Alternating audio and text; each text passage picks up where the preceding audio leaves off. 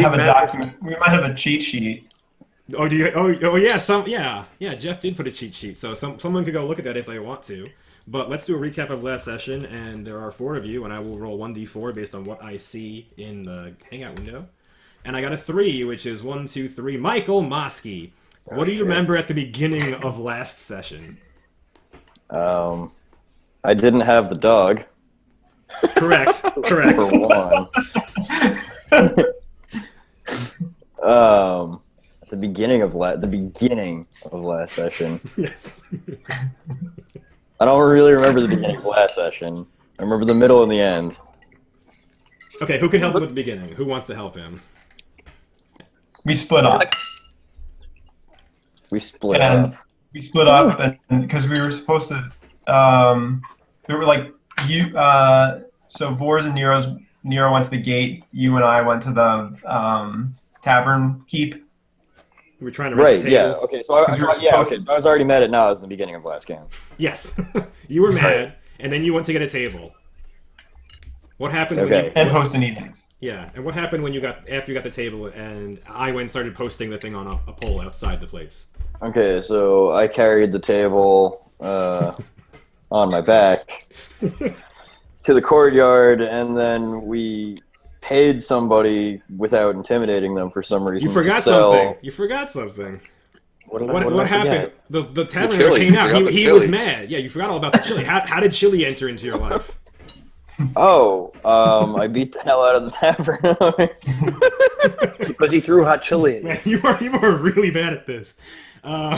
Yeah. So... Well, no. First, I threw the chili at him because I was causing a ruckus, and I wanted chili, but he wouldn't give it to me, so he threw it at me. No. Well, sort of. Yes, you have that half right. Basically, when you started hammering stuff out there, he went and read the decree, and he was getting very angry about how it was going to ruin business for him and stuff like that. And he basically told you guys to go to hell and get out of there. And he had a big pot of chili or something. And as Iwan went to leave, you just started pointing at his chili like you wanted some. And he just threw it in your face. He threw a boiling pot of spicy chili in your face, but you dodged it. You jumped out of the way. Right. And then you kicked the crap out of him. You flailed him in the ribs, and he fell down to the ground, spitting blood, apologizing profusely. And then I gave him 100 gold. Did you give him 100 gold? That's way later, first off. That's way later. Whatever. You basically just left him there bleeding out, and he gave me chili. He gave you chili. That's right. You asked for chili. He gave you chili. That's true. And you guys left and blew the courtyard stuff later. So while that was happening, Nero and Vors were going somewhere else. And let me see who does that one. That one is Vors. You can tell me what happened. The one who's eating. We went to the castle gate, and these 2 guards were fronting. But they got nothing on our diplomatic skills.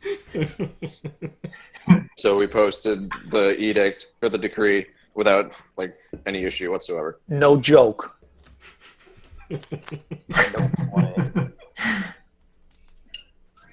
Are we recording yet? Yeah, we are. This is all right, good. Yeah, so you did that, and then was that it? And then you guys just met up at the courtyard after that? That's all you guys had to do? That went very smoothly. Yeah, you talked them down. They were very incensed, but Nero was playing the "I'm just the messenger" card, and they were furious, but not moved to violence. So that was pretty much it. And then you guys met in the courtyard, and what happened? Okay, 1 is Jeff, 2 is Nas. It is Jeff.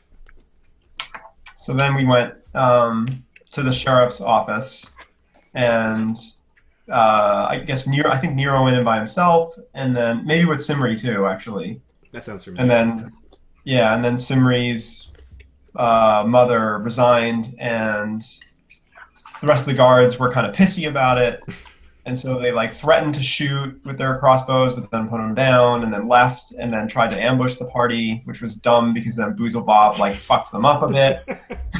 I think you killed one, right? I think you killed one. Well, he fucked one up, and then Nero tried to heal, and then Boozle and then I did it again. Finished him off while he was on the ground. Yeah. And then they basically all just put down their crossbows and we let them go. At this point, I would like the GM to clarify why we did not get 600 decree bonus points for the jail encounter. Is that because we didn't light them? What? What are you referring to? I'm sorry. I'm looking at the loot and XP table. Yeah. Yeah, we didn't get any bonus points for the jail. Were we supposed to kill those mofos? I don't know. I don't know. You didn't do something you were supposed to. Maybe I shouldn't put those there if it's a 0. Fine, don't worry about it. Yeah, maybe that's just me being like too detailed there in the XP sheet. But there was something you could have done there that didn't happen, and you didn't earn any extra experience. All right, we're gonna kill them all next time. I'm not saying murder is the answer to XP. You get XP for killing things regardless, unless it's like way beneath you and stuff like that. Like Heard slaughtering it here. peasants. Boozle Bob is the ticket to leveling. Just attach yourself to Boozy Bob and go find some baddies to grind on. All right. So then once the guards surrendered, then basically Boozle Bob was still going to kill them, but Vors told him there'd be more squishy things in the courtyard and that he'd get more chili there, and that was enough. In helmets, chili persuade in helmets. And right, in helmets, right? That's right. So then everybody went back to the courtyard. Okay. And Nas, why don't you take it again, since you did a lot of the stuff in the courtyard? What happened? So we show up at the courtyard. We have a guy hawking those false helmets we made that are like shitty knockoff devil helmets, and he's basically like haggling but sort of like letting them go at a pretty low price because we want people to have them and be goofing around. Some guy was wildly drunk and wearing one around and being a jackass. And then Nero goes over and he calls out into the churchyard, and somebody comes out and he says, "I have something for you." They come out and he hands over the helmet, and he basically makes a spectacle about how he wouldn't have had that happen to you, and he, he's not a thief. And then he made a point about making it clear that their order are thieves, and they stole from his order. But somehow that's okay, even though they worship a good deity, and sort of swayed the crowd a bit against them. And then when we nailed up the decree, they didn't pitch a fit because we had basically done that. Yeah. And that was in their best interest because we were going to blow stuff up. They didn't. We had this whole plan with bombs. That was a little early. That was in the first session. Oh, is it? All right. That was when they were giving their speech in order, and this was more of Nero's speech. And yeah, he did a very good job. The crowd was very much on your side of things. And when you nailed up the decree, they were like disgruntled by it, but no one was like actively angry. No one turned on you or got angry about it. So then we went back. We talked to Razalago. He told us that we need to show up to the Fex estate the next day, and Scarlet Manor or whatever. We show up at Scarlet Manor the next day, bright and early. We all put our hands against the Hellstone and make this pact that we will serve the House Fex and the Thrice-Dan House of Thrun. And we clarified the decree, and basically we got put in charge. Razalago basically told us then about how a bard had come into town and had gathered a very large crowd at the tavern, and that the guy who I was trying to argue on his behalf had allowed it, and we basically realized that he's a lout, and we're going to have to thug on him. So then we went. We got there. Nero basically says, "What the hell do you want me to do for you when you screw around like this?" And you're making a fool out of me. I go before the Archbaron to plead your case, and you've already violated the order publicly. And how am I supposed to help you if you're an idiot? And then Bobby went to work and thugged that dude. And then we shot acid and arrows at the other dude when he tried to run away. But nobody died, and we brought them all in. That's true. There you go. All right, and one more person. I'll just do all 4 again. Because Michael said he remembered the end. Maybe we'll get him again. 2. No, I got Jeff. So, Jeff, what happened at the end of the session? So basically then we brought both of them back to the jailhouse and started to interrogate them. Well, actually, first we put them in the pillory and made fun of them, especially the jester. Yeah, as Razalago instructed. You had him in there, and it was about noon, which was a very good time. There were lots of passerbys. And then about an hour after that, you moved them into cells. You moved the unconscious guy into the cell. Bolgard is in there. And Kells, you healed up a bit. And then what happened? Yeah, so then Nero basically asked him about like what he saw and to give him more information. The guy kind of repeated what he had said before. He pretty much remained convinced that he saw what he saw, despite an angry gnome telling him otherwise. And so then Nero basically told him he was going to, they were going to fine him, and that he should watch what he does because he could get caught up with the rebellion, and the jester was all confused about that. And then basically Vors asked him to take the group to the spot where he saw the angel thing. Mm-hmm. All right, yeah, that's where we're going to pick up. Yeah, so you've almost finished interrogating Kells. He is under the impression that he is going to be released with a fine. You can change your mind at any time because you're evil. But that's basically where the conversation has been going. And the last thing that happened was Vors asked Riley. So you said that the hill you met the Angel Knight on was like only 2 miles out of town. Can you show it to us? And Riley Kells, he nods emphatically. He says, yes, it's not even that far off the main road going south to, what is it called? Remisana? What is it? Whatever, the R town to the southwest where he came from. Some GMU are. Right, I'm the worst, right? It's Reminesia. Reminiziana. There's an A and A. Yeah, Remisiana. Yeah, Reminiziana. Reminiziana. Yeah, so he says it's on the road there. It's slightly off the path. There's a hill. I'll show you.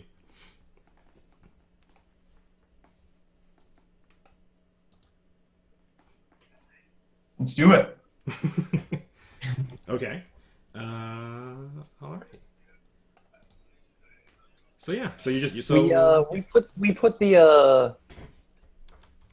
what's his face in a cell, or do we leave him in the stocks? You put him in a cell unless you want to leave him in the stocks. He's unconscious, so it doesn't really matter to me what you want. That's what I was hoping for. Yeah. Okay. Rosalago did ask you to put him on display, and you did for an hour. I'm not sure if you wanted them out there for longer, but you did move him inside unless you want to change your mind. I think it's responsible to leave him inside if we're going to leave the jailhouse, otherwise abandoned. Yep. That's what pillories are for, man. All right. All right. Yeah, so you leave him in a cell all locked up, and you guys are just going out of town? You're just letting Riley lead you out of town? Yes. Is the legality of this? Technically, we're the law. So you broke up there a little bit. Say that again? What will be the legality of this? Of what? Of us leaving the town. Oh, you are not an official like sheriff. You're an agent of House Vex and House Thrune, but you are not you're not like officially a sheriff. Okay. Nothing like that. So we have we still need dispensation to leave. I don't believe you do. I don't think Nero would think that. I don't think Nero. You're not like you're in service to Vex, but you're not like you're not like a guardian or a ward of the city or anything like that. You're empowered to do what you need to do. Because of the decree, I mean.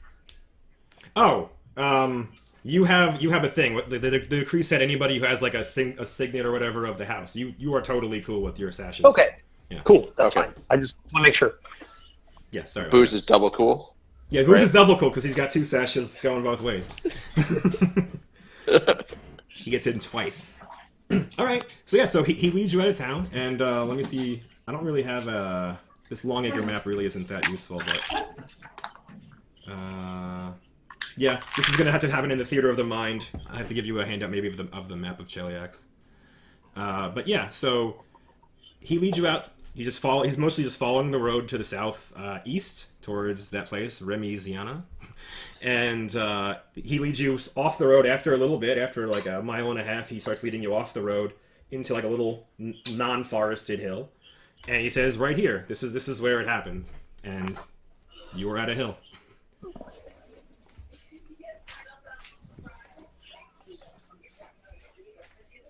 I sent it to you on Jerk. Yep. What do you guys want to do at the hill?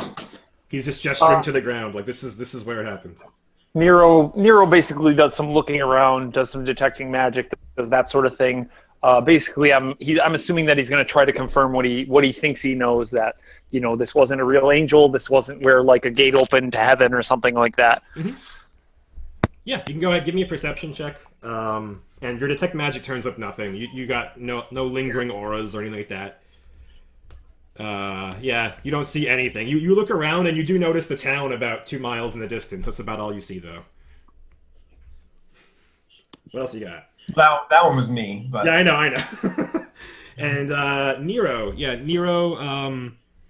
you sees there are some, what do they call, tracks, horse tracks, horseshoe prints. And they lead to this spot, and you can see that they kind of walked around in this area a bunch, as if maybe the horse was resting here, and then they go away into the forest. Okay. Nothing descriptive about the tracks or anything like that? Nothing you notice, no. And Vors also, you notice nothing of interest. Okay.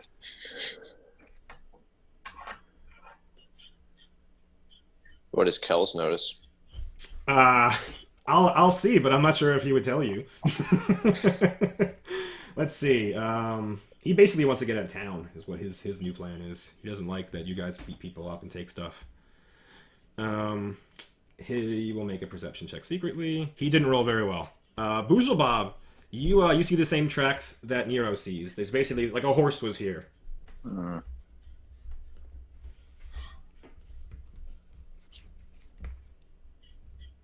Do the tracks going into the woods, like what direction do they go in?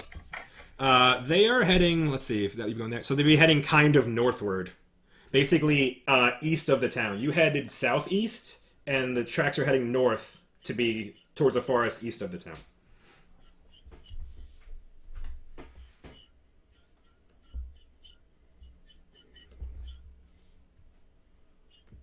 You guys want to do anything else? Or you want to Follow the tracks?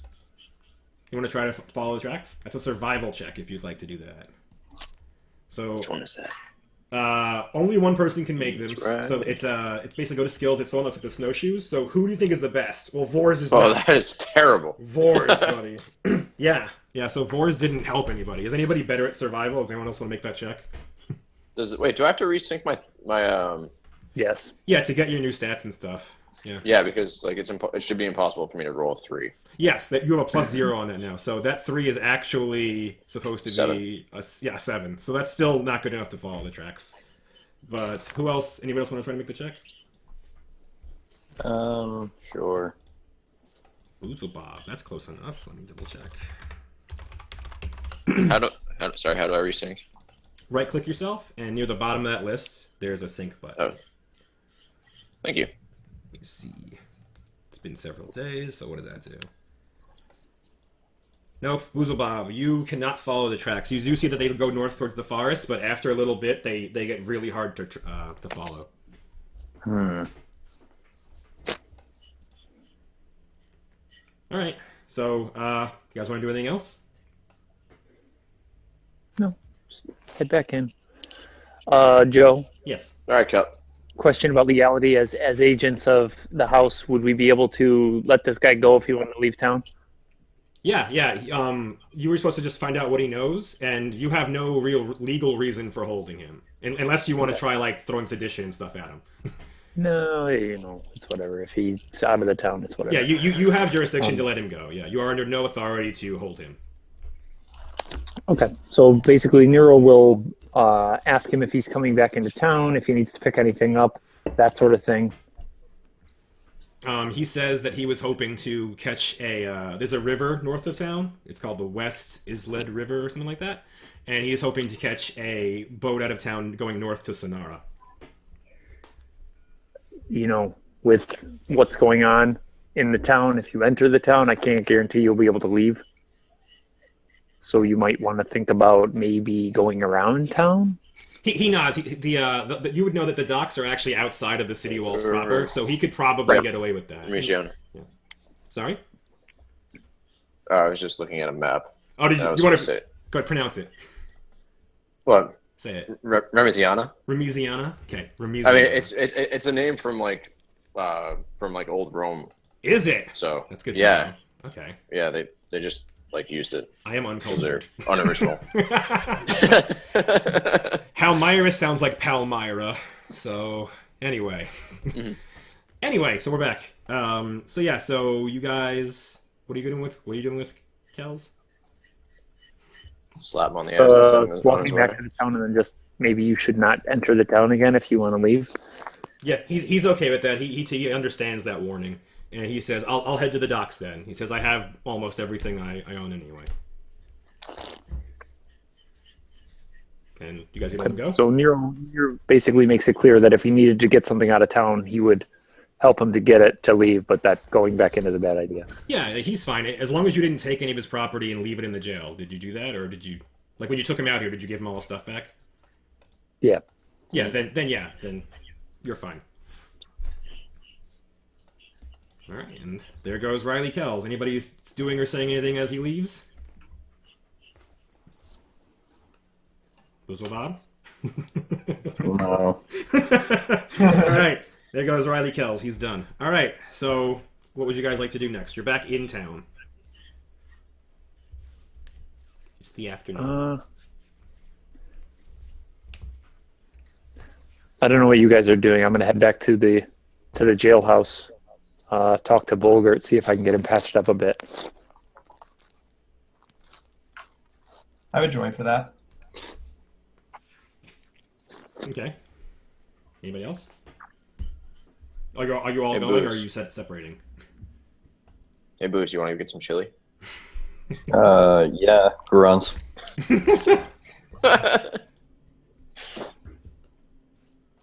Okay, so we'll do the jailhouse thing first. So, Iwen and Nero, you were there. Oh, and Simri's going back to the Ash House. She's going back to do her own stuff. So I'll just move her to the side over there. Boop. All right, so Nero and Iwen, what would you like to do?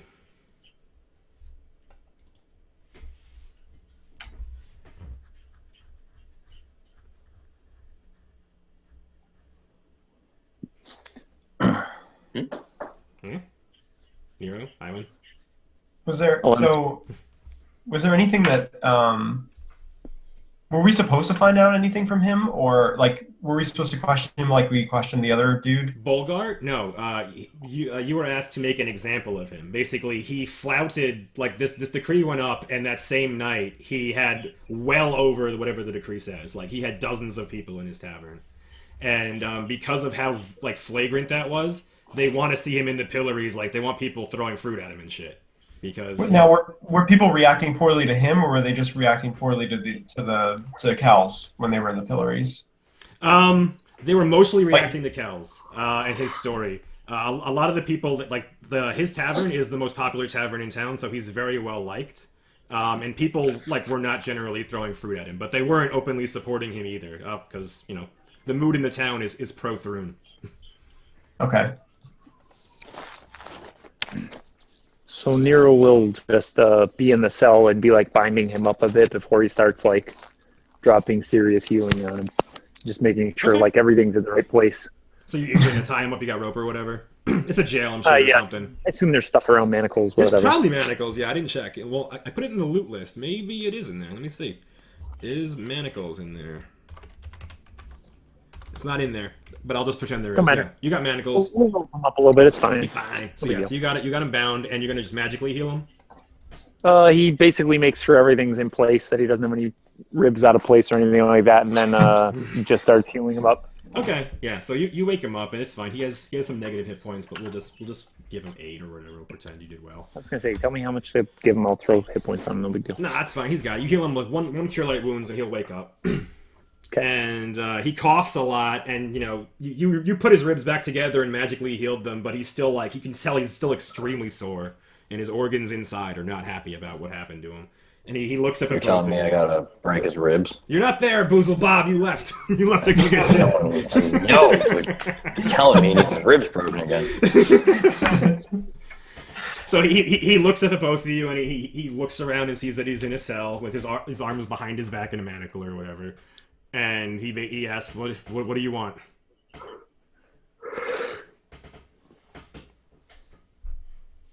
I mean, this is what happens. You broke the decree. You openly broke the decree. He seems confused, and he shakes his head. He said, "I thought I was going to get an exemption."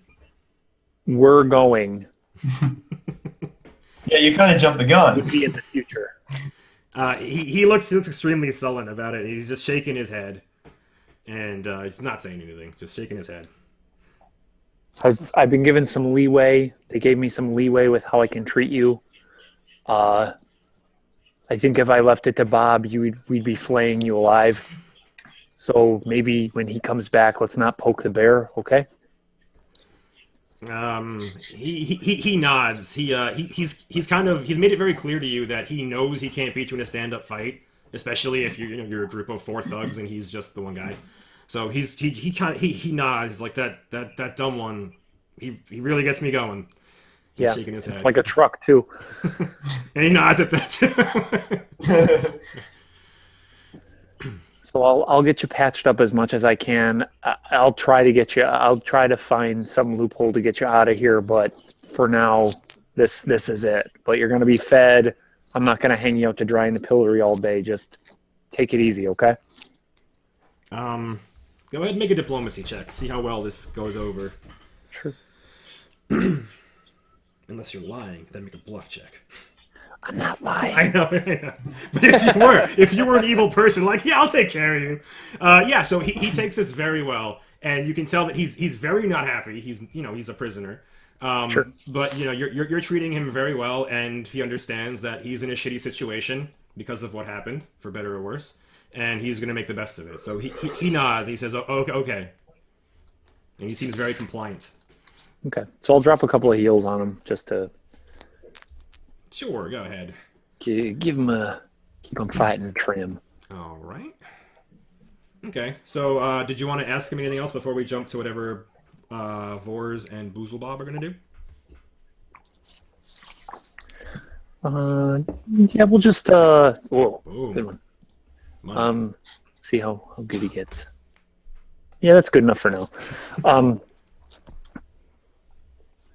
So Nero will just sort of be talking to him about how he's going to bind him up later, and they might not. I'll probably we'll move the manacles to the front so that you can do some stuff. I'll bring you some stuff to keep you entertained while you're here. Okay. Yeah, the whole time he's nodding along, like, dejectedly. He's not happy. He's just like, yes. And he never says thank you. He's just kind of nodding along, like, yes, I'll do this. Yes. Sure.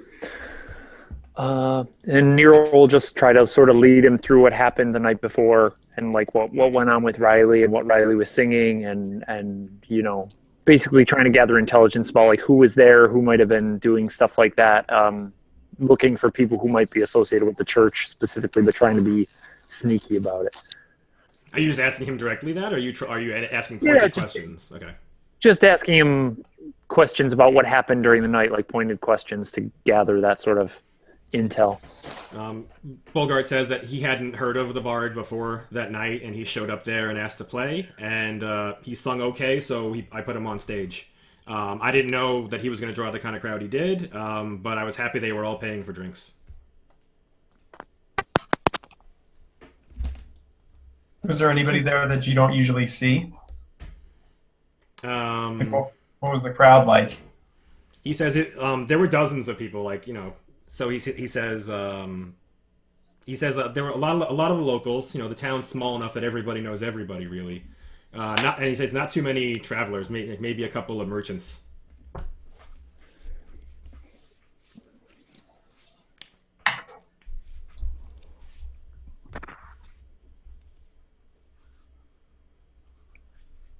Did the other people from the church make it? I don't remember her name.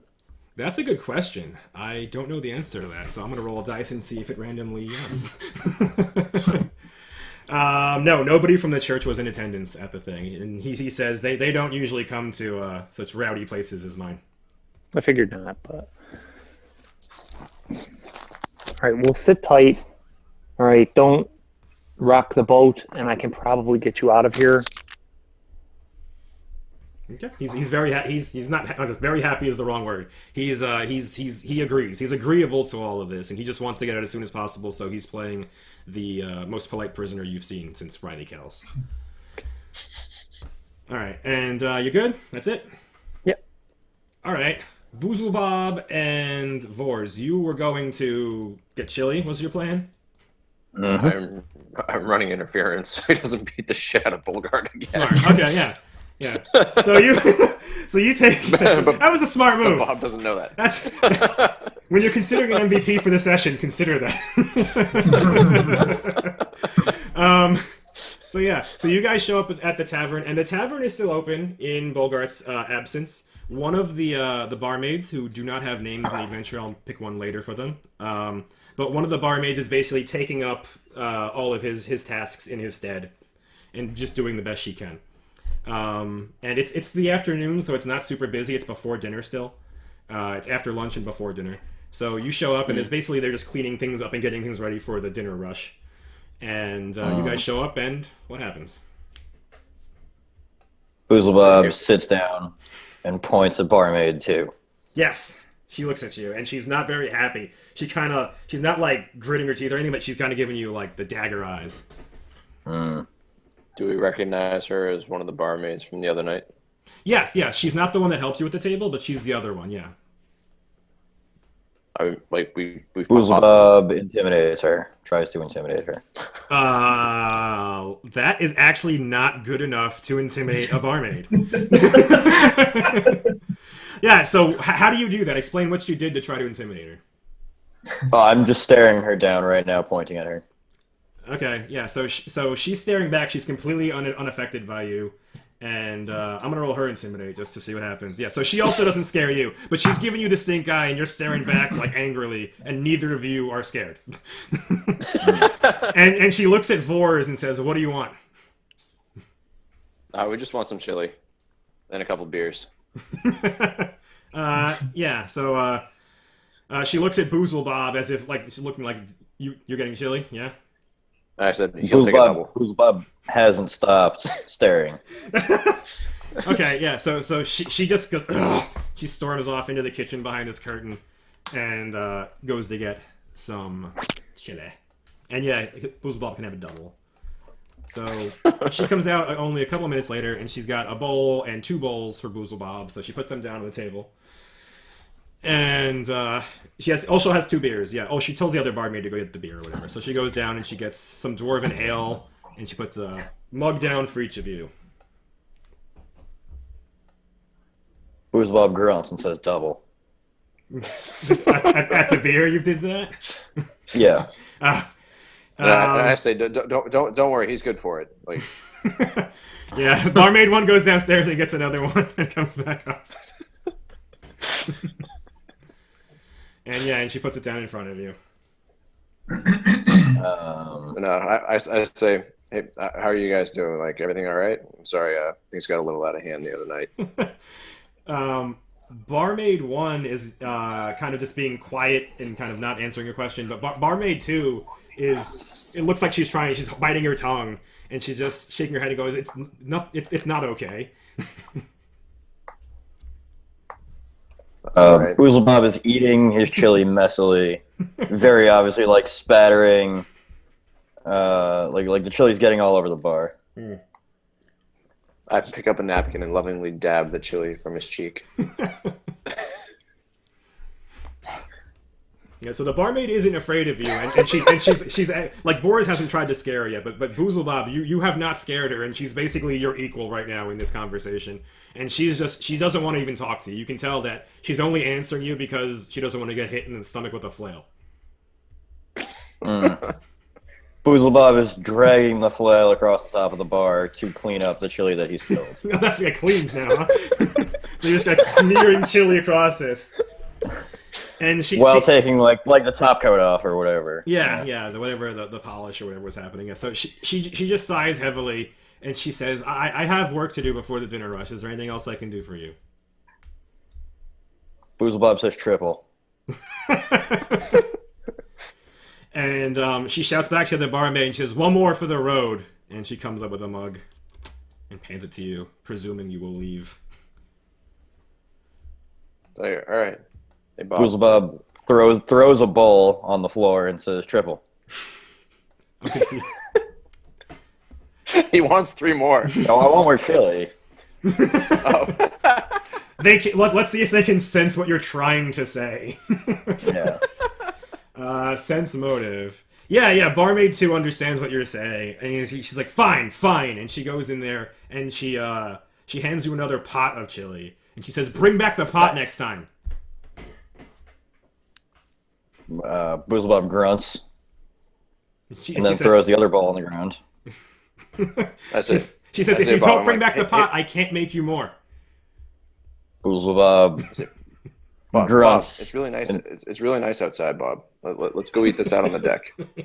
Boozlebob throws all three I'll- of his empty glasses on the ground also. Fantastic. But you're good? Yeah? So you made a huge mess and you're going to leave?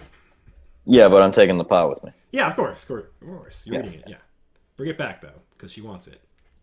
All right. How much does a bowl of chili go for? And beer? Coppers. We're not paying. It's Doesn't matter where we're not paying.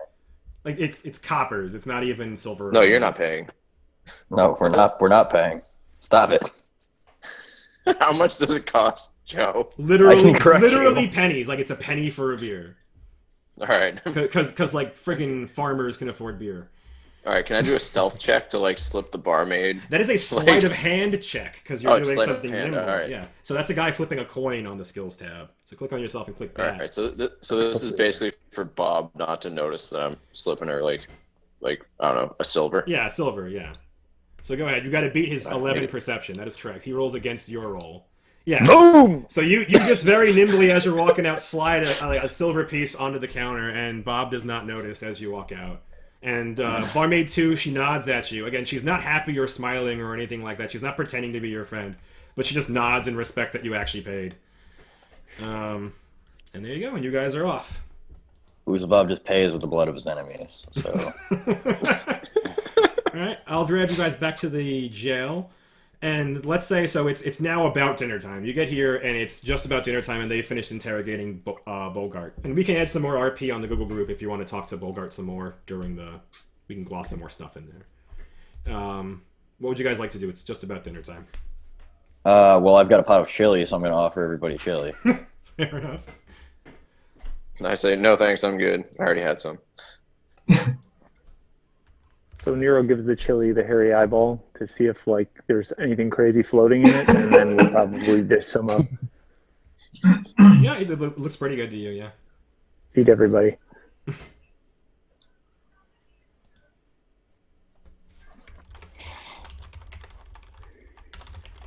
All right. Yeah, that's it. There's nothing wrong with the chili, so you can all have a nice meal in the jail together, talk about your days. Real quick, Yeah. is it 100 silver? 100 silver to a gold? It's 10, right? 10. Or is it Pathfinder different? I think it's 10 copper per silver and 10 silver per gold. Right. Yeah. Okay. Yeah. So a copper is a penny if a gold is $1. And a silver is a dime. Okay. All right. Yeah, so you guys are back in the jail. You're having a meal. Bolgard is just sitting in there watching you eat his chili. I mean, Actually, there's a wall. He feed can't him see you, some, actually. I'm too. sorry. There's a wall. He can't see. But yeah, you probably feed him. You said you'd feed him. Boozlebob points to the pot of chili and said free. Yeah, he's being very nice. He was told not to poke the bear, so he's being very nice and just quietly, dejectedly sitting in his cell. All right, and the dinner passes without incident, and it's basically nighttime. A couple hours pass, and you guys want to do anything else before going to bed? Boozlebob is walking into the cell area for some reason. Bogart is still in the cage, yeah? Yeah, he's still in the cage. I just start like tapping the cage with my flail, hoping to intimidate him. Go ahead. Is that your intimidate check? A 15? Yeah. Let me see. Yeah, that's enough. He's scared of you. He is afraid, and so he backs into the corner of the cell, and he's got manacles on in front of him, and he's not saying anything. He's just kind of like going into the corner, just being very quiet and meek looking. Boozlebob laughs and taps harder. Yeah, he's not shell shocked or anything like that, but you can tell he's very much like just in the corner, like please, like I can't do anything to you. Please leave me alone. Bob, come on, we got to figure out what's going on tomorrow. grunt in the affirmative. All right. So what is going on for tomorrow before you guys go to bed, wherever you guys go to bed? So have you talked to the surgeon yet? Well, I'm also gonna use Me? this as an opportunity to ask Nero and Iwan about what they learned from Bogart, if anything. Now that we're back, it's like, hey, what did you guys talk about? Nero basically relay the facts of what's going on, what he thinks is going on. He doesn't think that Bogart has a whole lot to do with what's going on. He thinks that Riley had more to do with than he said, but maybe having him out of town is a good thing. Making an example of him is pretty fair leeway. We had him in the stocks for a little bit, and now we'll keep him in the cell for a while, and that can be our example rather than cutting his head off or something like that. It's I'm gonna take we the probably leeway we have, and he's allowed, and then. But we probably still have a little bit more work to do, convincing him to, continue to keep the edict. He's still a little iffy. Probably. Have you talked to the surgeon yet? Probably not. I would say, assume. So is it like a 24-hour hospital type situation? Like, would I expect that? You haven't actually been there, and you're not native to the town. But people who have knowledge local, who are from here, or have any other reason to would know about Longacre, go ahead and make a knowledge check to see if you know anything about her clinic. Nero does not know, despite being from this town. Vors, you're kind of know a lot about. You have knowledge local, so that's enough. You know enough, I guess, enough about towns and stuff like that. So you are aware that she doesn't run like a hospital or like a doctor's office or anything like that. She actually runs a hospice for like elderly residents of Longacre who don't have family to take care of them. So she is a trained surgeon, and she does see to a lot of the medical emergencies in town, but she's basically just turned her house into a hospice for old people.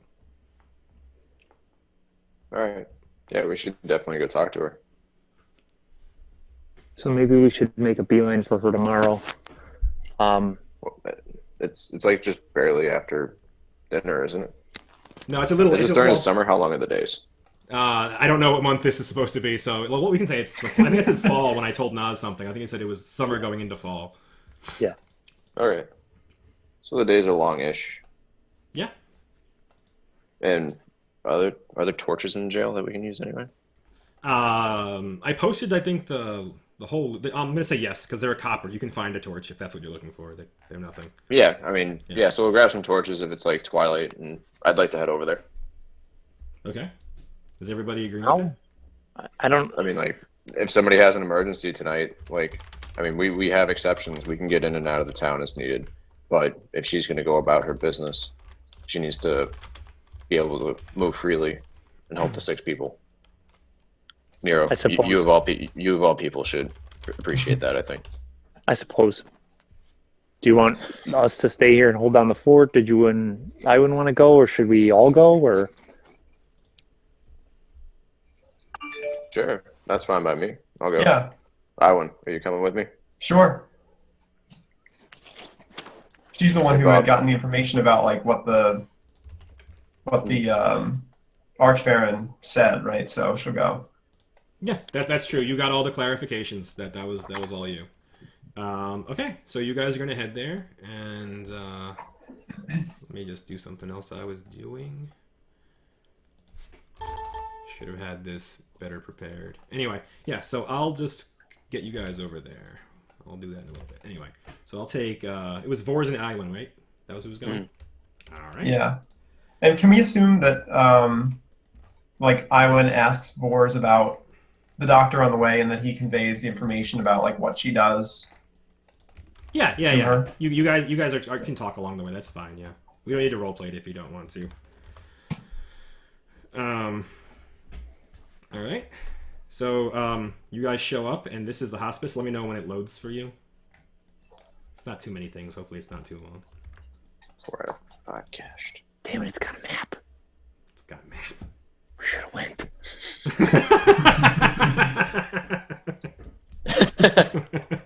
It's got a map. Things can happen there. Okay, yeah, so you guys get there and you're just gonna knock on the door? I'm still not. Yeah, but Yeah, we can roleplay before it loads. You're just gonna knock on the door? Okay. Yeah. Is there a doorbell? There's not a doorbell, no, they don't have those yet. Okay. There's no bell. Oh, you can like you can like pull a bell. Yeah, there's no literal bell, if that's what the question is. And you're just gonna knock on the door or what? Yeah, right?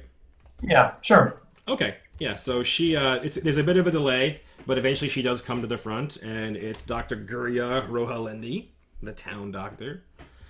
And she answers the door, and she looks at Iwen and Vors, and she says, yes?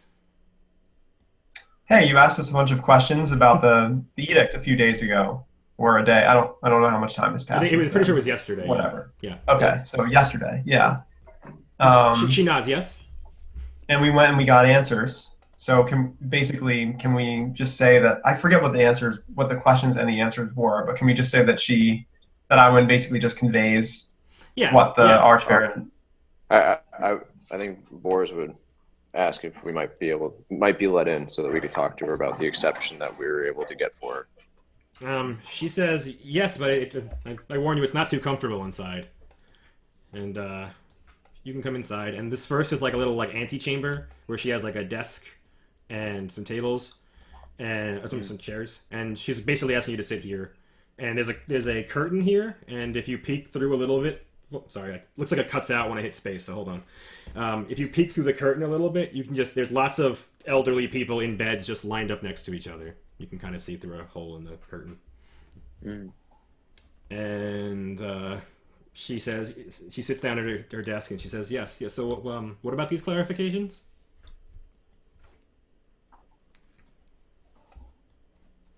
Oh yeah, and then you explain them, right? Okay, we're not going to roleplay. Sorry. Yeah. So she nods as the discussion's happening, and she's very she's not very emotional. She's very stoic in her reactions. She's just accepting your answers and nodding along, And she says that sounds right. That's logical. That makes sense, And she just says the ambiguity there about family, and she's basically explaining her grievances from earlier, but she seems generally happy with your answers. So you should be able to do business as usual. We were able to get you the exception that you asked for as well. And so she hasn't really had very much of a reaction to any of this. Like she doesn't. That last bit, her eyes go a little wide, and she actually does crack a smile. She's like, "Oh, thank you so much. I was so worried that I'd need to, go out for something in the middle of the night for one of my residents, and I wouldn't have, I'd be arrested." Oh yeah, no, you'll be fine. And thanks for letting us know about the discrepancies in the law. If you see any others of those, let us know. We'll convey them to the Archbaron. He seems very reasonable. She nods, and she seems again very happy. She's very happy to have a connection to the Archbaron, if no matter how tenuous it might be. And she's not. She's thank you so much. This is great. Thank you. I said, I was wondering. I was curious about the work that you do here. Would you mind giving us a tour? She says some of the residents are already asleep because they're very old and frail. But if you're quiet, you can have a quick look. And yeah, so she'll take you behind the curtain. And it really is just beds packed in like that. And I don't have old people tokens all over the place, but most of them are filled. Longacre is a place with a lot of war veterans, and sometimes when they get old, they they don't have families. There's a lot of that happening in Longacre. And Gurrier opened up her house to these people, and Vors would know that. When she saw these people dying, she just couldn't watch it happen. So she opened up her house here so she could take care of them however she could. And it's mostly a charity operation. She's not making any money here. Is there anybody who's in a significant amount of pain? Are you asking her or are you looking? Oh, I mean, is it obvious that in the room that anybody's in much more pain, or maybe like on the verge of death. there are Boozlebob gonna come and help. there are ones that look more frail, and there are other ones that like you can hear them wheezing and coughing. There are people in different states of health here, yeah. But most are not doing well. Most are sick enough to be here. Mm.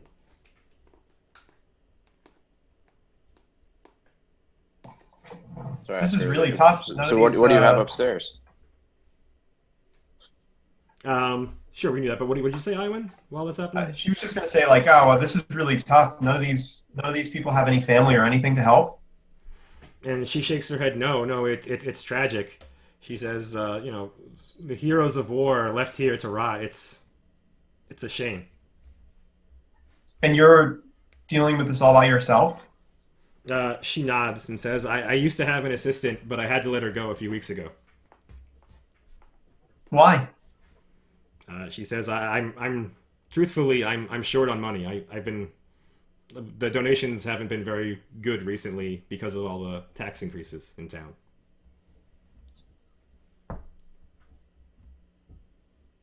What does your assistant usually do? She says, general nursing things. She's saying, tending to the sick, making sure everybody's hydrated, things like that. And she's listing off a very technical list of things that a nurse would do. Are you looking for potentially a little bit of free help? I might be willing to do that. She says, I will take all of the free help I can get. What can you do? Well, I'm probably pretty good at hydrating people. At least some of the basic stuff I can do. Yeah, she seems very excited. She says, certainly. And she says, when can you start? She starts, and then she smiles, and this is odd for her. Well, I can probably do a little bit now before I head out to bed. Is there anything you need now? She seems really excited, and she says, "Sure. Well, you just, I'll follow you. I'll train you." And she seems really excited. Like we can do like a quick sweep of these people over here in this row, and we can train you. Can show you how this is done. And Vord, Okay. what are you doing while all this is happening? I'm just like walking around and like making small talk with some of the veterans who are on the beds. Like, do I encounter anybody in that's particularly chatty? Most of them are asleep, but a couple of them are chatty because the only company they have are the other war veterans who have heard all their stories before. And if you're at all amenable to hearing one of those war stories, you will find a willing speaker. Yes. I am willing to listen to one of those stories. Okay, cool. Yeah. So you walk around and you're basically like, you're not trying to disturb the people, but you find one person who's awake and you ask him, what's up, and he basically starts explaining he's got like medals on the little tape, like they don't even have tables next to them, I guess. He's got medals somewhere, like maybe on his jacket or something he's wearing in the bed. He's got these medals, these Chelish army medals. And he's pointing to this one, and he's explaining where that came from, and he's saying the time he was pinned down here, and all these things. And he goes on for as long as it takes. And so, are you going to wait for Iwan to finish her little training thing, or are you going to leave without her? I'm stalling. Okay, yeah. So you do that. It takes Iwan maybe, we'll just say like half an hour, and you go through a couple of the mundane tasks, and you begin to meet some of the residents. I don't have anything prepared, but we can do more RP on the Google Plus thing. Yeah, we don't need to really. Yeah. Okay. Yeah. So she teaches you, and everything is simple enough. You've had experience in this sort of stuff before, and you're taking to it like a fish in water. And she's really excited to have free help because, like she said, she had to she couldn't pay her other helper, and she needed to find another job. Okay. At any point, do they go upstairs? Oh, yeah, so basically after he's finished, yeah, you did ask to go upstairs, so we'll handle that now. And she does take you upstairs, and I'll just move you there. But What's that? Talking to me? Yeah. Oh, yeah, so she leads you I upstairs. was just asking if we went upstairs. Oh, yeah, sorry. I think I might have cut out there for a second. But yeah, you do go upstairs. She leads you there, and it's just like a storage attic. You can see, like, there's a couple places where you can see down to the layer below, but it's just a bunch of Whenever I hit space, it mutes me. Okay, so I can't show things on the map and talk. Anyway, so it's basically a storage attic above the first layer, and there's just a bunch of boxes in the corner and stuff like that. You know, it's storage for things like that. You see boxes labeled with medical supplies and things like that. What are they labeled with? I don't know off the top of my head, but I mean, or if you don't want to, if you don't want to get into those details, can I just roll a perception check and see if there's anything like? Sure, go ahead. Roll a perception check. You just see lots of boxes, and most of them are labeled with stuff like that. 20. That's a good roll. Is there anything there? Let me see. Yeah. So you look around and you see a lot of boxes. You have noticed that a lot of the boxes are open, and some of them are even empty. But you don't see anything out of the ordinary. You don't see anything you wouldn't expect in like a storage facility for a hospice.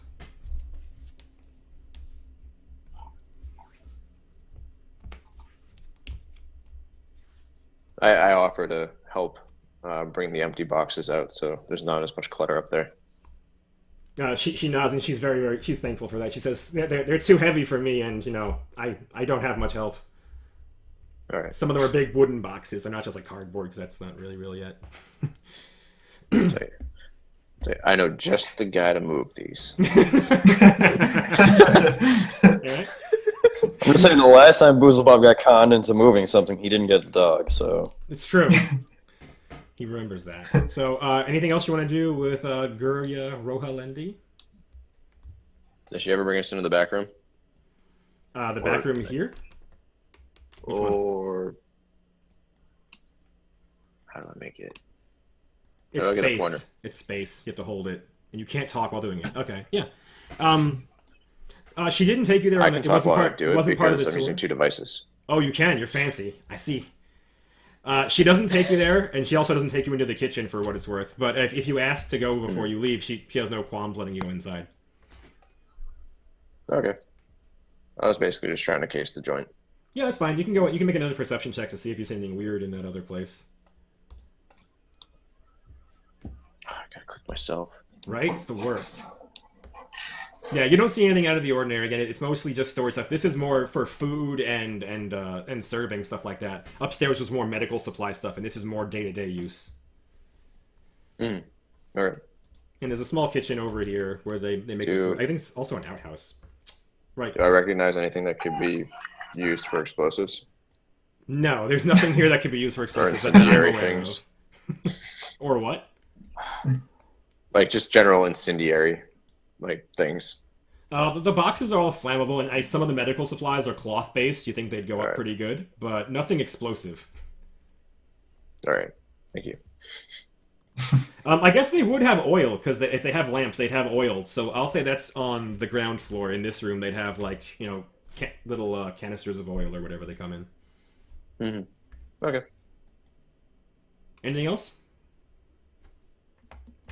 I'm good. Probably just on the way out would say something along the lines of like, hey, I know business is tough and times are rough, but I'll help out a little bit, and we'll get you the exceptions you need to keep this place up and running. Make a diplomacy check, friend. Sure.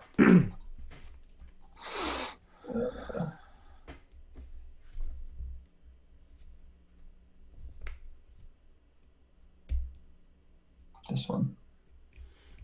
Yeah, she looks as if she wants to say something in response to that, but she stops herself, and then she says, "It's bad all over these days." Well, ma'am, Okay. would you like us? I think Iwan's going to come back and keep training under you or helping out. Do you want me to come back with Nero and move those heavy boxes, get them out of here, reduce the clutter for you? And she nods. She's like, "Again, I'll take all the help I can get. Any volunteer work you'd be willing to do, I'll accept." Do I have a chance to roll a diplomacy check? What are you trying? Yeah, you can. Yeah, but are you trying to do something specifically, or are you just trying to make her like you? I mean, I'm just trying to make her like me, and I noticed that she didn't. Maybe I noticed that she didn't, or she didn't say something she wanted to. That's true. So I'm just keeping the conversation going. Sure. Yeah, you can go ahead. Yeah. Miserable. Yeah. So, like, that was bad enough that she actively likes you less as a result of your talking to her. So yeah. So you can like you basically say like, hey, I could come here too or whatever, and she's just like, but again, she's like, I'll take all the help I can get, but like please, any volunteers that anything you're willing to do. All right, I'll bring booze. All right. So you guys are heading back to the jail, I guess. You guys are going to meet up again at the jail? Or are you going somewhere else? What were Nero and Boozle Bob doing during that time? You just hanging out at the jail? You guys were trying to keep Boozle Bob away from there. Chilling at the jail, son. Okay. Chilling at the jail. Did you want to do anything during that time? No. Boozle Bob, you want to do anything while you're just hanging out with Nero, waiting for them to come back? No. I mean, I'll probably go taunt Bolgard a little bit more. Okay, that's fine. We don't have to role play that unless you really, really, really want to. But he's very intimidated with you, and he's just a cowering, weak prisoner. Like whenever you're there, you just like take your flag, go dun dun dun dun dun dun on the bars, and he is just he's scared, he's terrified. It's working. So Isla and Vors get back, and now it's like actual nighttime, and not twilight or whatever. And what would you guys like to do?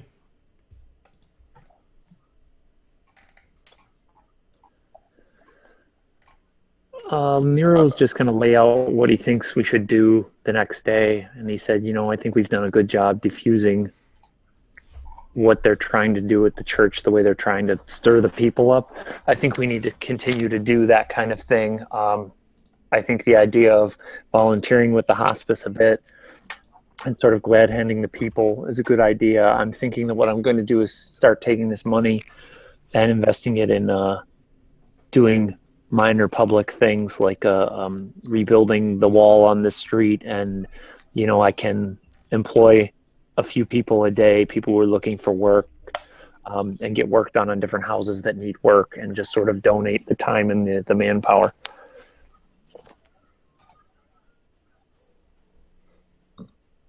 Sounds good to me. I would that- just suggest that she'll be at the hospice doing a little bit of work here and there. And I'll suggest that what's her name? The head of the hospice? Guria Rohalindi. Yeah, I'm just gonna call her G. Yeah, Gigi. She she said that funds were tight over there, so she might be able to. She could definitely use some money too. Okay. That not only that, but she said that her nurse was she couldn't afford to pay her nurse. So if you're looking to have a roll out a TARP program, then be able to. I'm waiting for them to do something stupid. You might want to. Radicals always do something stupid, especially when they don't get their way. All we've got to do is whip them out. So I'm happy to invest time and money in that sort of thing. All right. All right. Okay, so you guys want anything else for the night, or are you guys going to go your separate ways and sleep wherever you sleep? Do we stay at the jailhouse? Should we stay at the jailhouse? I'm going to sleep at the Ash House. I think we should, and I want to sleep right in front of Bolgard. Maybe for tonight, let's make sure that things stay settled down. Do you think we should all stay here for a night or two? All right. Are there any like beds or anything, or is this going to be a sleep on a table kind of thing? I'm sleeping on the desk in the office. Joe? Sorry, what? Like, is there anything that looks like it's comfortable there, or? It looks like there's some sort of couch thing outside. I don't know what it is, but it looks like a couch to me. But most of these are desks and not like beds and things like that. These are like closets in the top of the room. So there's nothing bed-like. I'm going to go sleep on this bedding material in this jail cell. Yeah. Yeah. Is that bedding material or excrement? I assume it's bedding material. I assume it's like just a pile of sandpaper or something. Not sandpaper, sawdust. Yes. Pile of Sandpaper. 60 grit for you. It's so comfortable. Yeah, so there's no visible beds, but you can do what you like.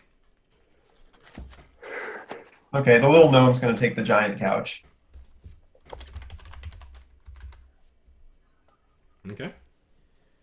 It's okay. It doesn't really matter where everybody sleeps as long as you all pick your own place. And that's it. So let me see if anything happens at nighttime.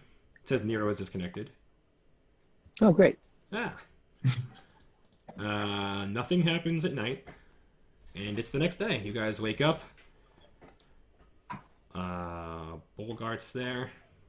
Bolgart heals some hit points because he's... Can we assume I unloaded someone Oh, who? on Bulgart? Oh, you want to heal up to No, full? we can't assume that. Stop. Boozle Bob would try to stop you, apparently. And that's when I come over and say, Booze, like, if we heal him up, that means that, like, we get to hit him harder next time. Booze pokes your head. It's a valid point. He doesn't have enough words to say that, honest. Do we need to roll? Who said that? Do we need? What? Do we need to? What is it? Perception? Should we just like roll that every time Booze grunts? So. Oh, sense motive? Yeah.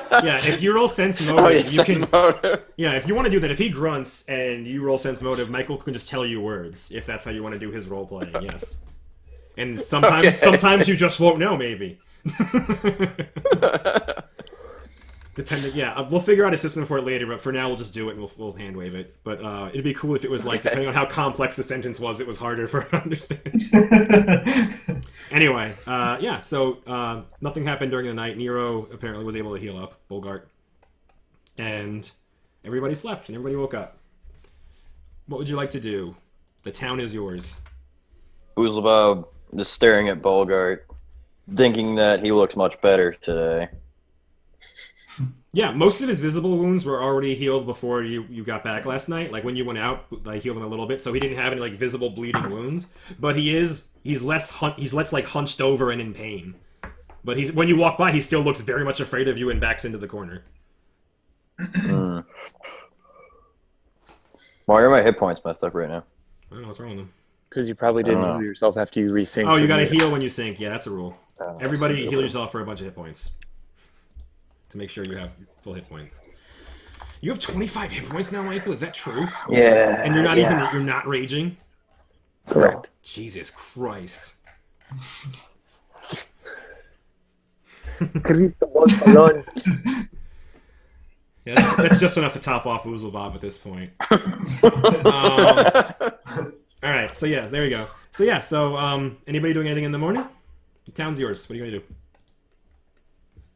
So I will just go up to Nero and ask, how long are we holding this guy? Should we go maybe check with the Archbaron to see if, or Razalago to see if we can set him free, or what's the deal?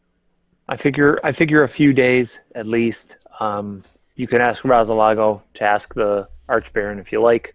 I think they gave us some leeway just to make an example of him. I think we ding his business a little bit, and he'll fall into line. And I don't think we should be making suggestions to let him go. We should just ask, what would you like to do with him? I think they gave us legally. I would say they gave us the leeway to make an example of him. Yeah, we just want to make sure that they think that that's been done. Because they want is us to do swinging it. the flail around and says, town. You want to patrol? You can make a sense motive if you want to guess. Yeah, Vortex, that's totally enough. What are you trying to tell him, Michael? Oh, I'm trying to say we should go murder this guy in the middle of town. Oh! Yeah, Boris, so you understood that. Do you want to tell the rest of the party, or how do you handle that?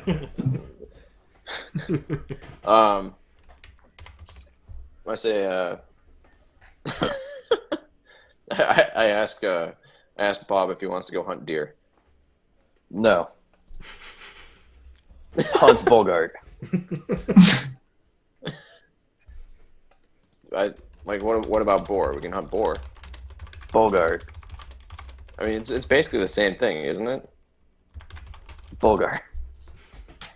But then we can make chili out of the boar. Bolgart. Make chili out of Bolgart. Bogart chili, All best right, chili. well, we're not gonna be able to do that.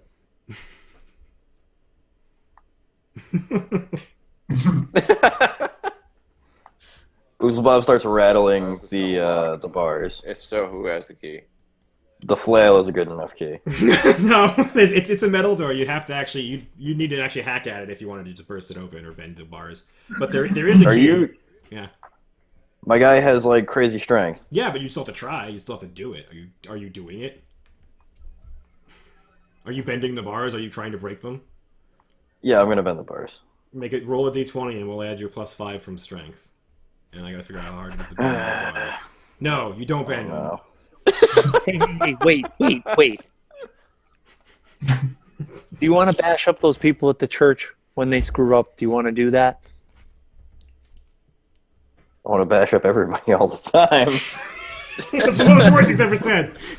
But those pretty twins at the church, their mom, they think they're so much better than you. They think they're so much better than everyone.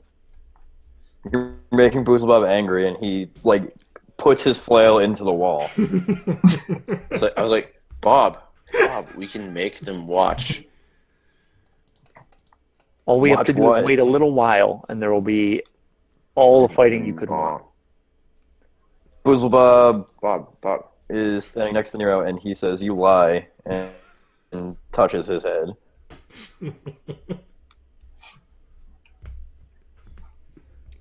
You hurt Boozlebob's feelings once, so I say, Bob, like, remember, like, what would you like to do with the priest, or the priestess?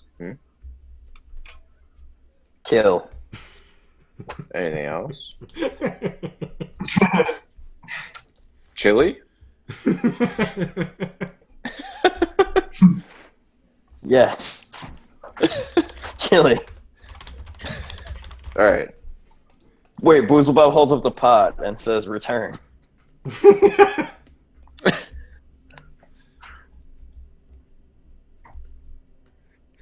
Yeah, so you're gonna go return the pot. Who else is doing what? You got is someone going to see Yeah, we Razalago? What's the deal? Who's going where? We should go to the Ash House. Hey, Booze, they're probably going to tell us to go beat up people when we go to the Ash House. And we'll get paid for it. Yeah, let's go to the Ash House and talk to Razalago and make sure that he's pleased with what we've done and our plan with Bogart. Sure.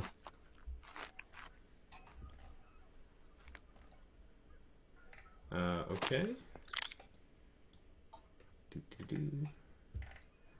Was he paying you for this mission, or is this like your official? This is your official duty. Oh, he's paying you weekly. That's right. Yeah. So you're not getting a cash reward right now, if that's what you were thinking. Because I think Vors was implying that to Boozlebob. All right. So, Yeah, I definitely was, but I'm not sure he'd know. Yeah. Well, yeah. You're basically on a 100 gold retainer, and there's a chance for bonuses based on your performance. And you can keep anything that's, you can take along the way. Yeah, so you guys are heading to the Ash House, and Boozlebob, you are going? Yeah, but we have to return the pot first. That's fine. It's along the way. The Ash House is actually outside of town, so it's like a manor on the periphery. So yeah, so you could go to you can just drop off the pot first. Did you want to do anything specific while there, or just... No? I'm just gonna leave. I'm gonna return the pot, and then I'm just gonna, because I want chili later. Yeah, that's smart. That's good. It's investing in future chili. Alright, I'm loading the Ash House map again. And Simri is there. She was hanging out in her little lounge area, and she sees you come in. And what would you guys like to do at the Ash House?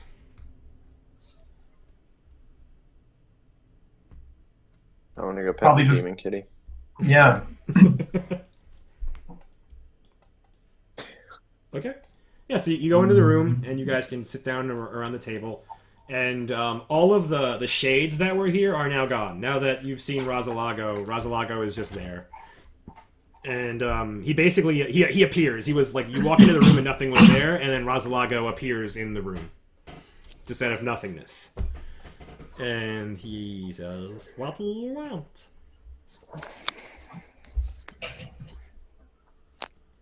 You asked us to interrogate the or to find out some information from that dumb jester who was singing. He laughs. How did that go? So basically, we just sort of described the experience. So tell him that we don't think the jester is mixed up in anything. He seems, genuinely convinced. Iwan, of course, would add a flavor of him being an idiot for thinking that. And we'd probably also tell him that we had him up in the pillory for a couple of hours. People were throwing stuff at him. We taunted him. People, people threw tomatoes. It was pretty great. I don't know. Was there anything else that we wanted to add about, like, what he said? He took us out to the hill. We didn't see anything. Did you tell him that you let him leave town? You basically let him go. And we find him. That's true. I forgot the fine. We'll figure that out later. But he gives you. We didn't really find him. I told him the beating was probably enough. Fair enough. All right. But you do say that you let him go, right? Like the Rosalago does know that now. Okay. Yeah. So he doesn't seem fazed with that. He says that seems fair. He's either wrapped up in it or he's just an idiot. He's trying to pass off what he thinks an angel looks like, but he has no idea what an angel looks like. And he nods, and Iwan also said all those things like, I don't believe he's an idiot for thinking that, is what she said. And he nods as the minds of humans sometimes they're not so smart. And he seems to cackle about that, and he likes the weakness of the human mind. He says, as long as that bard isn't here, he's not my problem anymore. If you see him again, kill him. You hear that, Bob? Mm-hmm. All right. Nero's basically going to lay out his plan about what he thinks we should do, that we're basically waging a popularity battle right now and waiting for them to slip. I think if we delay their popularity long enough, they're just going to slip. He nods along, and again, he's in all of your discussions with him. He's always been very patient and still, even when he was using the silhouette thing, he listens very intently while you're talking and waits for you to finish before saying anything. So he's nodding along. He says, "Well, you are a patient one. Perhaps that is the right move." And he's nodding along, and he just says, like, I agree with this course of action for now. And he says, I shall inform the Archbaron.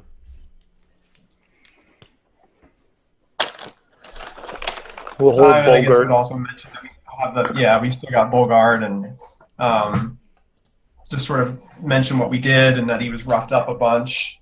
He was put on display. He's in the jail now. We're going to keep him for a few days, and just basically tries to get a sense from Rosalago if he thinks he and the Archbaron will think that that's enough, or if there's anything else we need to do with them. We'll also talk about how we went to the tavern to try to patch things up, and then over to the hospice care, to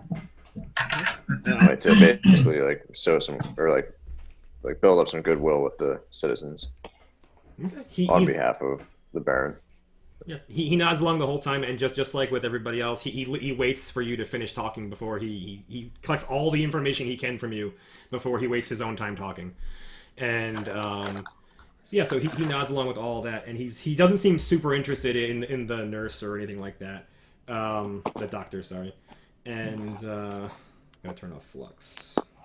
There you go. Yeah, so he doesn't seem too interested, but he's taking the information and he's thanking you for it. When Iwan asks, basically, if she's trying to gauge, what his response is, he looks a little dejected. He's like, a little more public display would be preferred. Maybe keep him out for a couple hours a day in the pillory until you release him.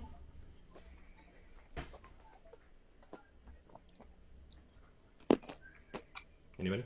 Okay. I don't know that it'll have the effect that you want. He's pretty popular in town. The people generally like him. When they were taunting and throwing things at Riley, they were leaving him alone. He nods and he says that's probably not wrong, but people need to know that these things have consequences, and people need to see. He says that the minds of humans are weak. They need to see. All right. What if I put him to work as well in some of these public works? He seems pretty interested in that, and he says, "Will he be shackled while doing it?" And he's like rubbing his hands together and uncharacteristically. We could make it like a chain gang. I could ask him what he prefers. He seems pretty happy with that. Remember, he's got tiny little baby hands. Remember, he's like a fly. You can hover over him to see it. He's like a fly with a baby torso, and he's just got these tiny baby hands. Just like he's really excited that you're going to be doing this to him. He says that sounds perfect. As long as people, I'm sorry, that sounds perfect. As long as people can see him suffering. It's decided then. I'll get some people together, get some public works together, make it clear that this is FEC's money that's paying for these improvements. And we'll see where we can go from there. Okay. All right. Yeah. So he nods and he's basically says, "Is there anything else you'd like me to tell the Archbaron?"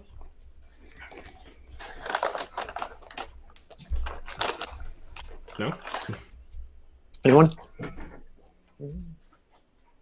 Oh, did we told I've got nothing. them about like what we saw up on top of the hill, right? That we investigated. Yeah. You described it. Nothing of consequence. Horse tracks and Right. stuff like that, but nothing. Yeah, he knows that. Okay. All right. Well, nothing else. He nods at you and just winks out of existence in front of you. And if anybody does a detect magic, there's a lingering teleportation aura. So he can do that as he wishes. So he vanishes. And what would you guys like to do now? Go to the church. Okay. Wait, is now a good time to go look in the bathroom? Do you want to take a break? You want to take a 5-minute break or something? No, I want to go look in the bathroom. Oh, in the bathroom, in the game. There's a lot of rubble in the way. You'd have to clear it. And I think Nero is the only person who's ever heard anything. Everybody else thinks he's crazy. Oh, all right. But there's a lot of debris and stuff. Like the house is like basically the third floor collapsed onto the second floor, and that's what that brown stuff is. It's not just like dirt. It's like the ruins of the third floor. Okay. I tried to get over there, but I'm not what you would call nimble. Yeah, and it would require digging. It's not even just like a narrow passageway. It's like you got to dig it out to get over there if you want to. Would you like to?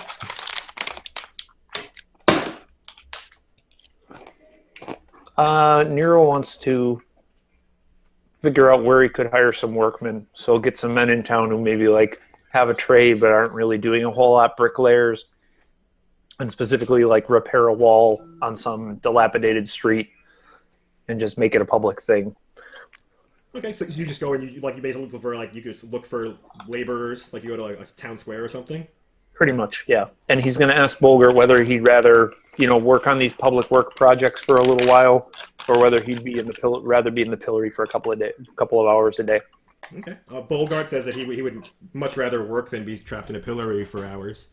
I figured I lobbied so that you'd be able to do that. Yeah. So he nods and he's very happy. He's playing the polite prisoner because he knows this is the best he's going to get. He trusts you to not lie to him. Well, other than the fact he didn't get an exemption, but he realizes he made a mistake, and that's on him. So that's good. And when you go looking for laborers, you find an abundant number of them. And as you make a diplomacy check, as you're just kind of schmoozing with some laborers. Sure. We all went along, right? Yeah, if you're all schmoozing with laborers, that's fine. If you want, I'll come with him and schmooze. Yeah, I'll go. Schmooze. Yeah, so you're just laying it on strong. You're just like, oh yeah, you're asking questions. Hey, what's going on? Why are so many people here? And you hear from countless people that the Looselick Tannery is shut down, and a dozen workers are out of work. So there's a dozen more people here than usually competing for the same jobs. Well, I've got work for everybody. There's plenty of houses that need fixing, and the Archbaron has agreed to put some money into this so we can get this town back on its feet in its best shape possible. Yeah, yeah. So you get a lot of happy responses. Everybody's looking for work, and if you're paying, and it's not very expensive to have like a simple laborer paid. I think it's silvers or coppers. Right. Yeah. So you've got the bankroll to do this, and they're all excited. And with your diplomacy check, we're also able to know not just is the Loose Lake Tannery shut down, but you got a little rumor out of these guys. Turns out that Archbaron Fex was one of the primary debt holders for the Loose Lake Tannery. And as a result of him not being able to pay his bills, the Archbaron has inherited or acquired the entire tannery himself. Okay. Okay. Strange that he would shut down, but He there's there's a lock on the doors now or whatever, and it says like under new management on the doors is what they're all saying. well, something sitting fallow like that isn't going to make much money, so I'm sure that'll get opened up again soon, or something similar to it. There's always going to be need for men with strong backs. Yeah, and your diplomacy was pretty good, so they all kind of agree with you. You kind of convinced them, and you're offering them new work, so that helps immensely. So yeah, so they all nod, and they're all willing to help you with whatever you're doing. Okay. So, standard, whatever they're good at is what we'll be doing. If we're laying bricks for a wall, if we're doing woodwork or whatever. But Nero basically starts picking out projects in different houses in the town, different streets, public work kind of stuff, and just laying people down to do it. Yeah, there are a lot of just miscellaneous laborers. Like I said, there's a dozen tannery workers that aren't super good at any of those sort of things, but they can serve as general laborers in that capacity with trained workers. Yeah. Sure. Yeah, so that's fine. So yeah, we can role play that a little offline on the Google Plus thing, you fixing up the town and stuff like that. Sure. So what else did everybody go with him with these workers? I assume Iwan probably would have gone over to the hospice place. She's not going to be much use with the workers. Okay. Do you want to role play anything there, or you just want to handle that later? Probably just handle it later. I mean, if somebody kicks the bucket at some point, it might be worth role playing. But fair enough. Until then, yeah, no one dies on day one. But you can be there as long as you want. And Dr. Rohalendi is extremely happy to have you there. And when you show up, she's actually excited and almost surprised. Because people don't in this town. Money's tight everywhere, and people don't usually volunteer for things and stick with it. And but she's very happy, and you perform all of your tasks admirably throughout the day. And she's very happy to have you. She tells you she makes a simple lunch if you would like to eat with her, and over it she tells you she's very happy with how things are turning out, and you're even better than the one she was paying for. And let's say in the midst of that, it's basically a little bit of work. She probably also occasionally takes a break, takes out her book, reads, stuff like that, and also would be eagerly listening to some of the war stories as well for anybody who's willing to tell it, which I assume they would be eager to do. Yeah, like I said, pretty much all of them are very interested in having people listen to them because they don't get that much of that anymore. So as you're tending to people, if you poke them even a little bit, and sometimes even when you don't, they start telling you stories. So as long as you're not cold or shutting them down, they will ramble on for hours while you tend to them. I think the only thing that would be of interest in any of the war stories is if any of them mention how are you pronouncing it? Is it Teal'c? I think it's Tay Allen actually. Tay Allen, okay. That's what we'll go with then. Yeah, Tay Allen. Sure. Yeah. We don't have to deal with that now, but yeah. If that happens, we can RP it offline. Sure, I'll make a note of that. 'Cause that's a very cool idea. All right. So that was. I can't type and talk. This is Firefox. That's garbage. All right. So that was Iwan and we did Nero, right? So sure. Vors and Boozlebob. What did you guys do while those two things were happening? Ooh, chili. Yeah, basically, you can assume that we're eating chili if I'm not murdering someone. Yeah, I understand. Yeah, so you're going back to the tavern and eating chili. But do we happen to pass through the town square? If you want to, yeah, it's a small enough town. You can if you would like to. Mm-hmm. Do we notice anything there? You don't notice anything. If you went there at the same time as Nero, you see him basically schmoozing with these guys very efficiently and getting a bunch of people to do the work he was talking about. But you don't see there's nothing out of the ordinary. It's just a normal day. Okay, we go to the tavern. Okay. And it's the same As we tavern would as on a last normal time. Do you want to do anything specific there, or? Is there a different tavern? I'm going to intimidate the barmaid. I knew it had been a little too long without that. Yeah, go ahead. Roll an intimidate check, and then I'm going to move you to another map. So go ahead and roll it. I gotta click myself. Yeah, that is still not good enough to intimidate that barmaid. Yeah. So you have failed again. So again, you just kind of stare daggers at each other, and no one really cares. But she serves you. She's nice to you in only the professional sense. She's being courteous, but not happy or nice or friendly. She serves you whatever you ask for, and that's pretty much it. She doesn't talk. Mm. All right, so I'm going to take you guys to this map, just so you can look around the town and stuff you might want to do.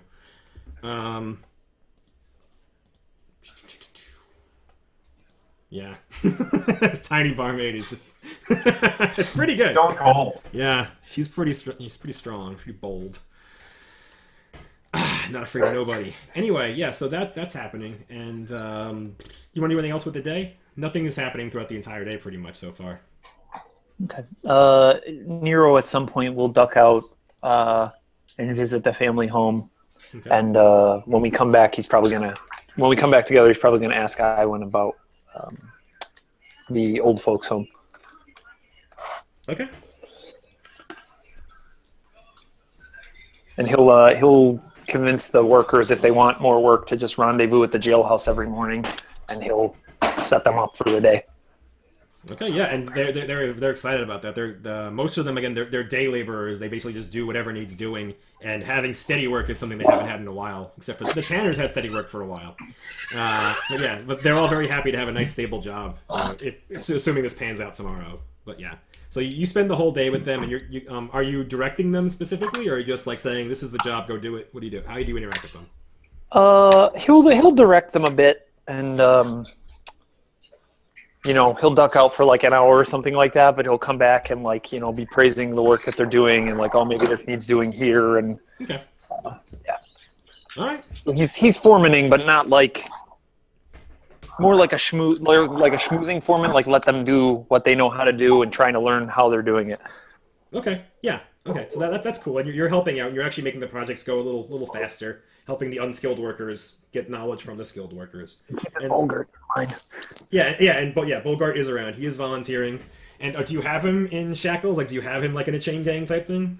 So we'll do something like that. Like he'll either have a weight on his leg, or he'll have like two manacles tied together, so he actually has some leeway on his arms and can do things.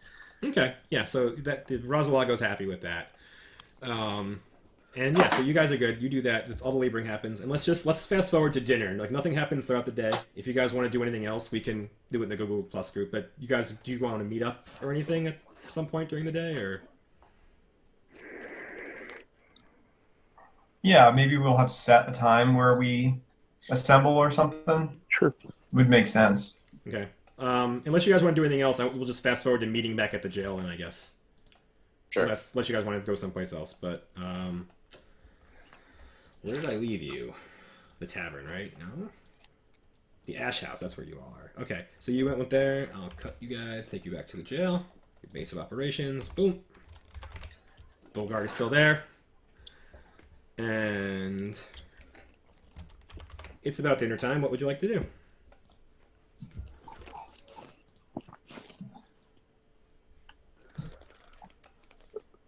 I would Nero probably just- ask Nero like how it went with the workers and if they seem like they're in good spirits.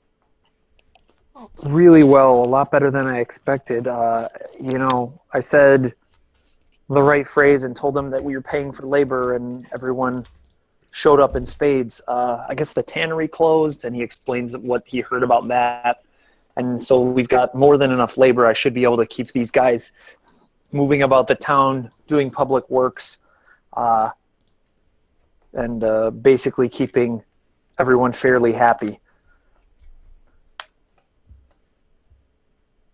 I would kind of be nodding along and listening and seems pleased. she's generally interested in keeping the people happy and less receptive to any rebellion. So she's pleased.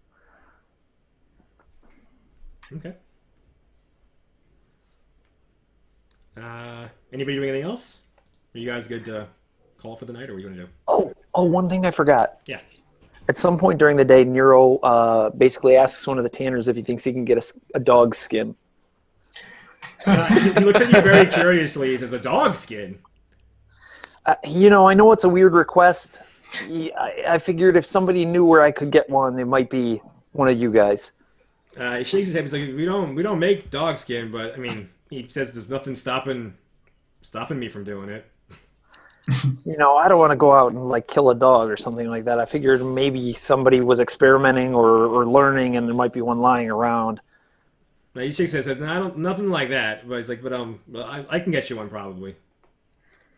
All right. Well, I mean, you don't have to go out and kill a dog or anything like that. I just, Yeah, he winks. He's like, I got you, and he starts to walk away.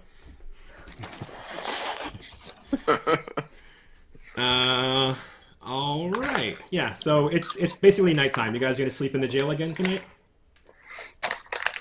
Sure. I asked Booze Bob if he wants to be the big spoon. Bob grunts in the affirmative. All right. Yeah. So let me see if anything happens during the night.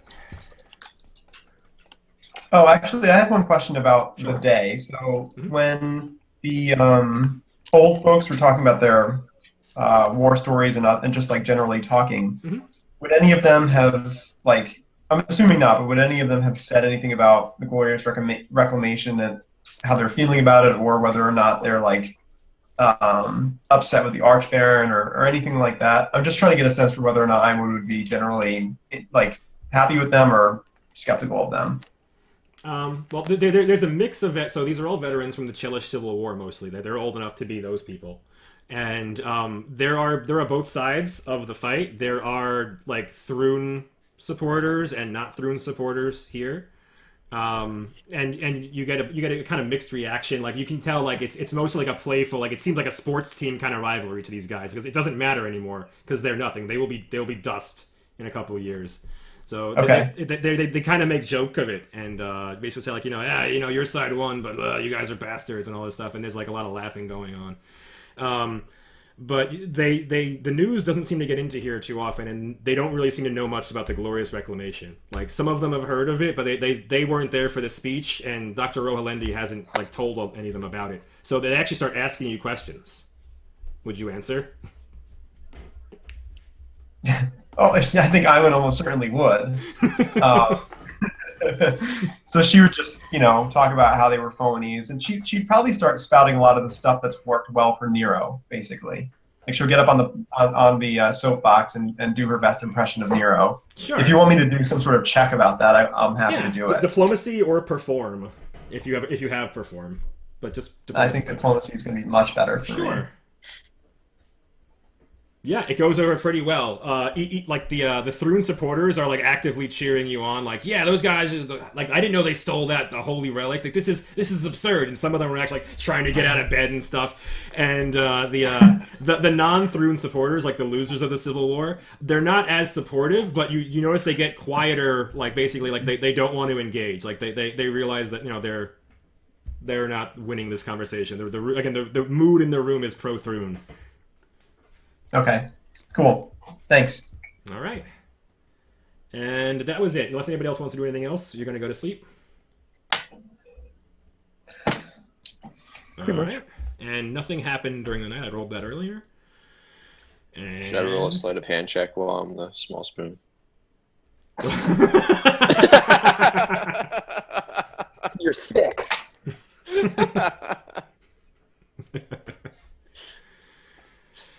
All right, so the next day happens, and unless you guys say differently, I'm just going to kind of assume you're doing the same sort of stuff. So, Buzulab and Vors, other than eating chili, what would you like to do around town during the day? Because I'd like to fast forward until things happen. So, what do you do while milling about town? So, Boozlebob is going to go try to make nice with that barmaid. Okay, yeah. So basically, you're going to the tavern every day, and are you intimidating her every day, or are you going to be nice next time? I was intimidating her every day, but we're gonna do this one different. Okay, you don't have to go to the actual thing. So what are you going to do? You don't have to role play unless you really want to. What are you trying to do? You want to make a diplomacy check? I want to hear. I want to hear. Yeah, from yeah. So Dagger. Boozlebob's gonna make a diplomacy check, and he's gonna grunt, happily, like he's asking this girl out, and it's kind of just like a long groan. And then, like while he's groaning, he's like pointing at his heart and his head. I'm gonna have to hear that groan. You're gonna have to make that groan. No, Please. No one can hear you. Just it's us. Just do it. I don't even understand what it would sound like. Come on. No, we're good. So, So it sounds like that. Yeah. Go ahead and make a diplomacy check. oh God. Yeah. So she doesn't like. Again, she actively likes you less because you rolled so poorly, and she's just like, oh, I'll get you your chili. Just go away. And she goes. She comes back with a triple chili and a double beer. Yeah, she wants nothing to do with you. Interesting. So I say to her, like, I'm sorry, my friend doesn't have the words to express himself, but he did mean well. You can make a diplomacy check too. See if you can smooth this over at all. You didn't do great, but you were enough. Like she looks at you and she looks like she's in like a huff, and she's like, and she just walks again behind the curtain. She's just like, she kind of like thank you a little bit, but I'm out of here. I can't deal with this.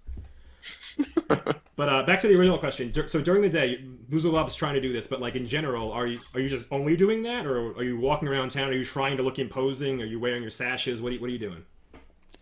Well, Boozlebob's still wearing the two sashes. But by this point in time, he's basically covered in chili and hasn't bathed. Yeah. He missed your face with it, but it is like all over your chest and shoulder. Yeah, you got chili on you. Yeah. So, I mean, I'm as intimidating as a guy covered in chili and two sashes could be. Yeah, and you're also a who half can orc. intimidate a barmaid. Yeah, you're a half orc, and they have a notoriety as being like savage berserker kind of creatures, especially in a racist place like Cheliax. So you're this giant half orc just strutting around wearing two Archbaron Fex sashes. And yeah, so you're just trying to look intimidating. So you're basically just going around like being a thug. Like you're being like a visible representation of the House of Thrun in the town, which is great. Yeah? He's basically walking around flexing and kissing his muscles, yeah. Yeah. So you're basically saying like House Thrun has supporters and we're fucking strong. Great. Yeah. And Vors, what are you doing during the day? I'm basically like walking around with Bob, making sure he doesn't like get into too much trouble. Babysitting Bob. Keeping Bob on a leash. Yeah. Booble sitting.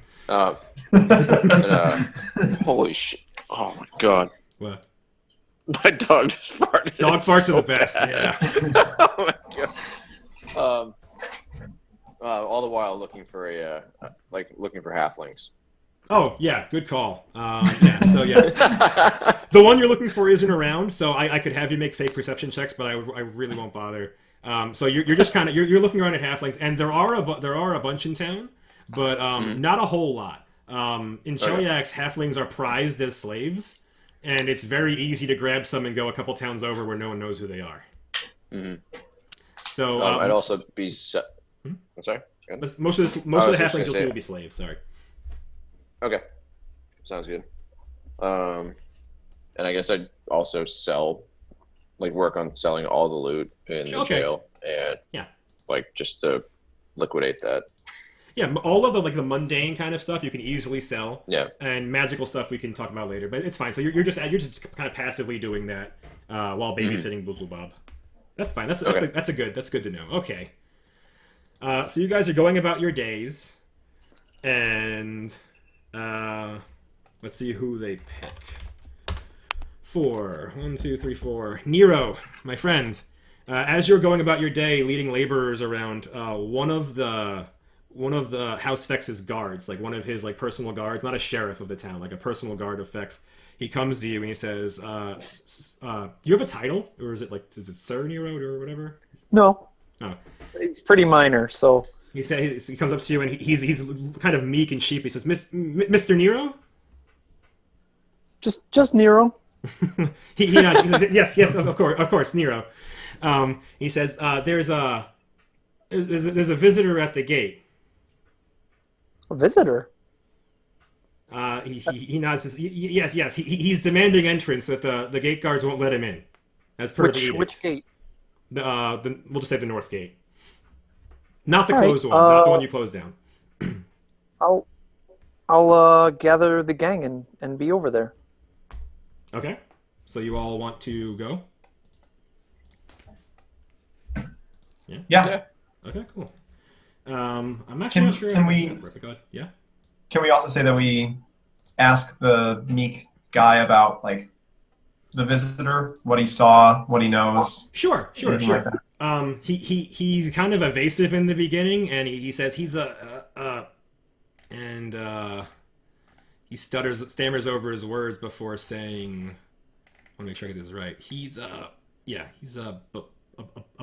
bugbear? And he says the word as if he's not sure, that he's like never seen one in his life. And Big goblin, hairy? Yeah, he says, yeah. You guys can make a knowledge check to see if you know what a bugbear is.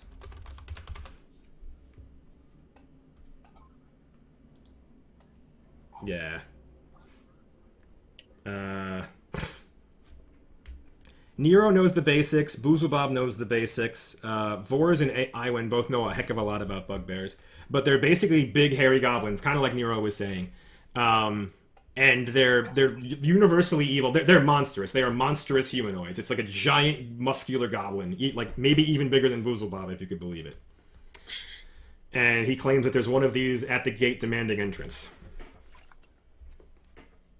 Boozlebob swings his flail around.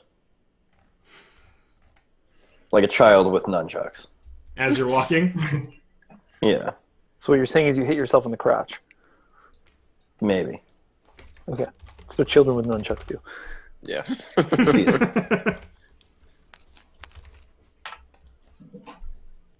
Okay. Well, Nero let's get basically there, is check it out. Nero basically is talking to Bob about, like, you know, maybe if there's trouble, we can set you two up to square off and see who's stronger. You'd be a challenge Boozlebob even for you. flexes and kisses his flail now. What about like this? Boozlebob holds up 2 flails. But think about, you'd be a hero to the town if you defended the gate. With flails. Well, I don't want to kill the poor guy unless he deserves it. Boozlebob points to the flail and says, "Deserve."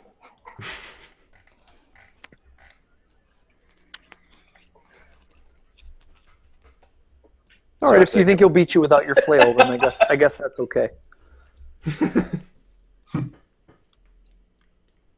All right, so you guys get to the gate, and what do you want to do? You're going to climb to the top of a tower to talk down at this person at the other side of the gate, or are you going to open it? What's your plan?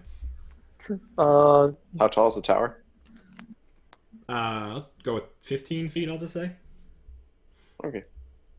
Presumably there's guards there. Yeah, there are guards that are basically like you can hear shouting, so the guards are shouting down, and this guy is basically just demanding entrance. And he introduces himself. He says, like, you will not disrespect Zagar of Vulture Crag this way. Should we do knowledge to see if we know who that is? Sure. And as you get to the top, Nero and Awen, you rolled well enough. You know that this is not a bugbear. The guards are wrong in their assessment of this creature. This is a hobgoblin. And the important distinction here is that bugbears are chaotic evil torturers, and hobgoblins are lawful evil and can be useful.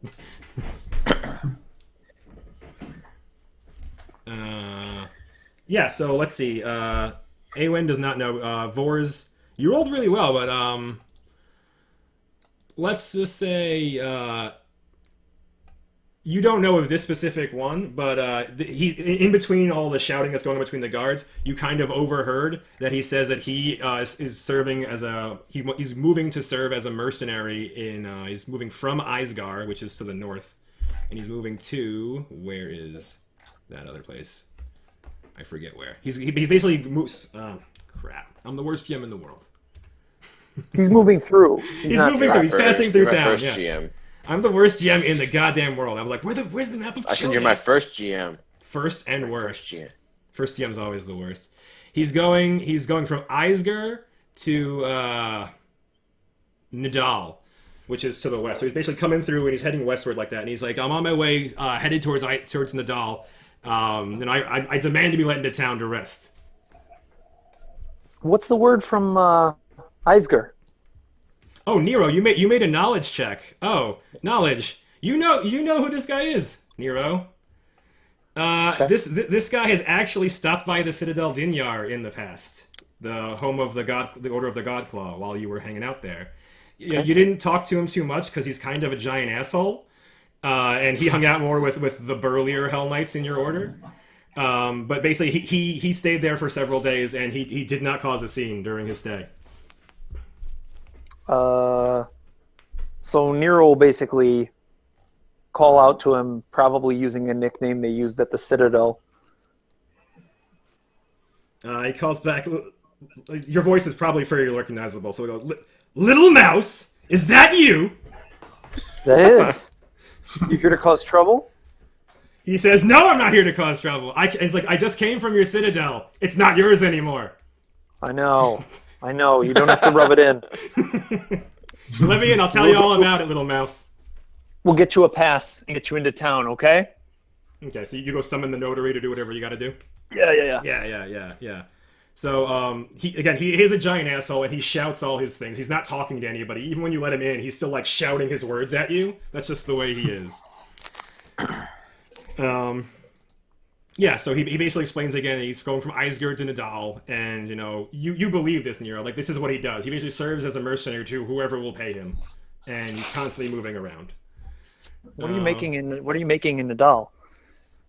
I don't know the answer to that, but he'll tell you. And it's going to be like a sizable sum. Like he's not like you guys are getting paid a lot these days, and he's getting paid about the same level. He's like, oh yeah, I'm getting this many hundreds of gold, and whatever I can pillage, and he's laughing. Again, I'm talking, but he should be shouting at you like, whatever I can pillage, ha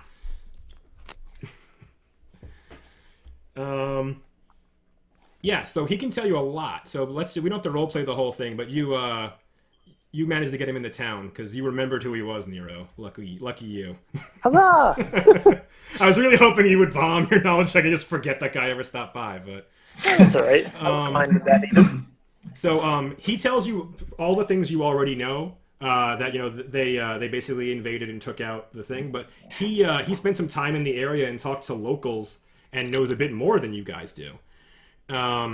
He knows that the leader of the Order of the Godclaw is a zealous priestess of Ayamade named Alexara Canceleran.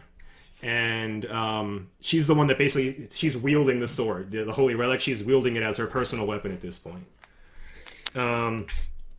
He says hundreds of knights and clerics from Andoran, Cheliax, Malthun, and beyond responded to her call and are making, into the fortress, like making their home in the fortress and spreading out throughout Cheliax. What else? Yeah, basically, the Citadel Dinyar is basically the Glorious Reclamation's home base from what he can assess. Basically, it's now theirs. It's now their Citadel. What else does he know? He doesn't know that. But basically, he says like he's implying that they're doing a very good job in the local area around Dinyar of turning the population. That this isn't just some paladins that took over a fortress. Like they're doing the same kind of things you're doing. They're doing public works. They're setting up order, and it's not going well. He says some of the towns even turned him away. That's why he was so vociferous. Is that the right word?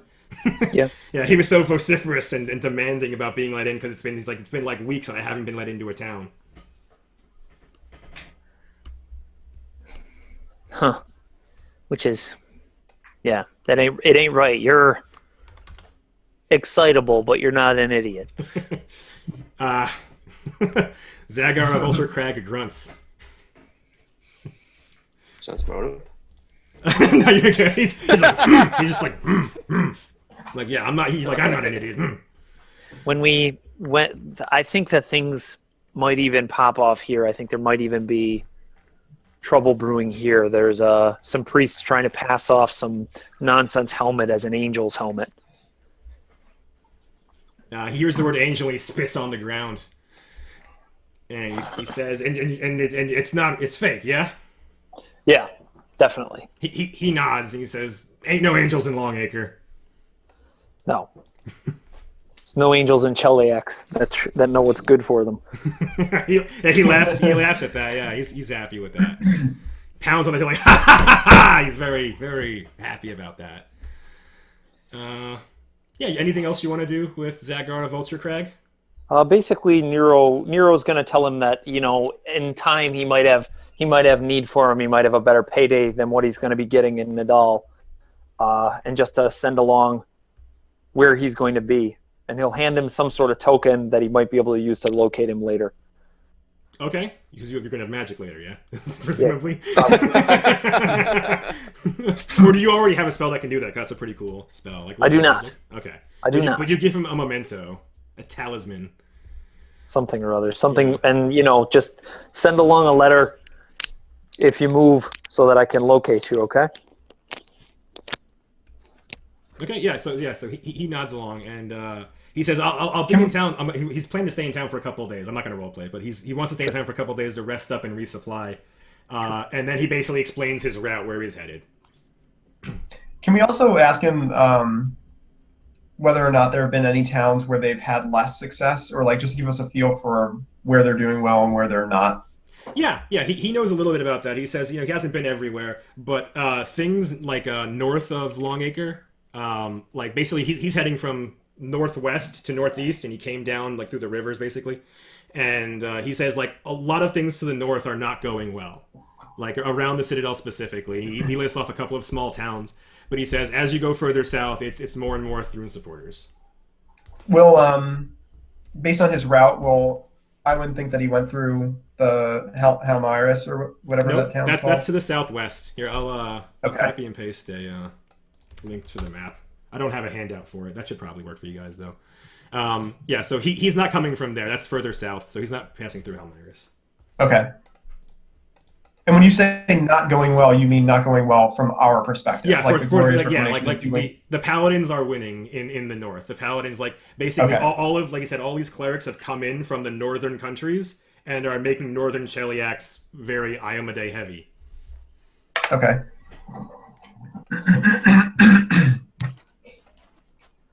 Okay. Yeah, so that's pretty much it. Zagar is going to go about his business in town. Like I said, he'll be for a few days if you ever want to get back in touch with him, and you gave him the little talisman thing. And that's it. Nothing really happens throughout the rest of the day. You want to do anything else out of the ordinary?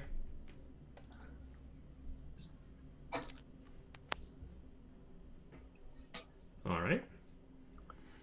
Is Bob going to the tavern today?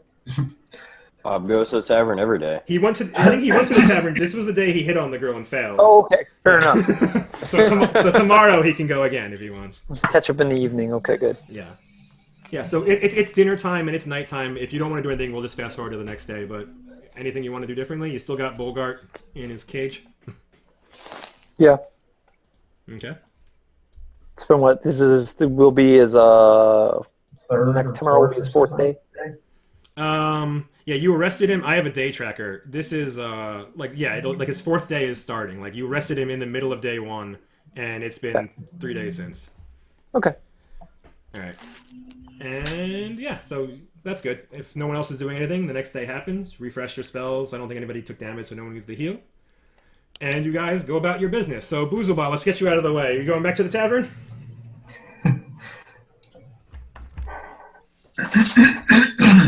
Boozlebob? Are you letting the dogs out? What's up? Are you going back to the tavern on the next day? It's tomorrow.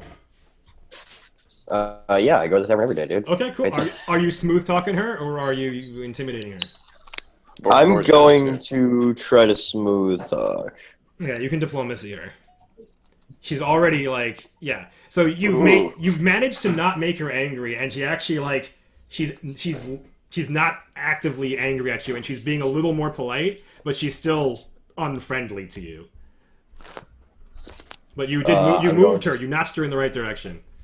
I'm gonna start wiping the bar down with my dirty sash.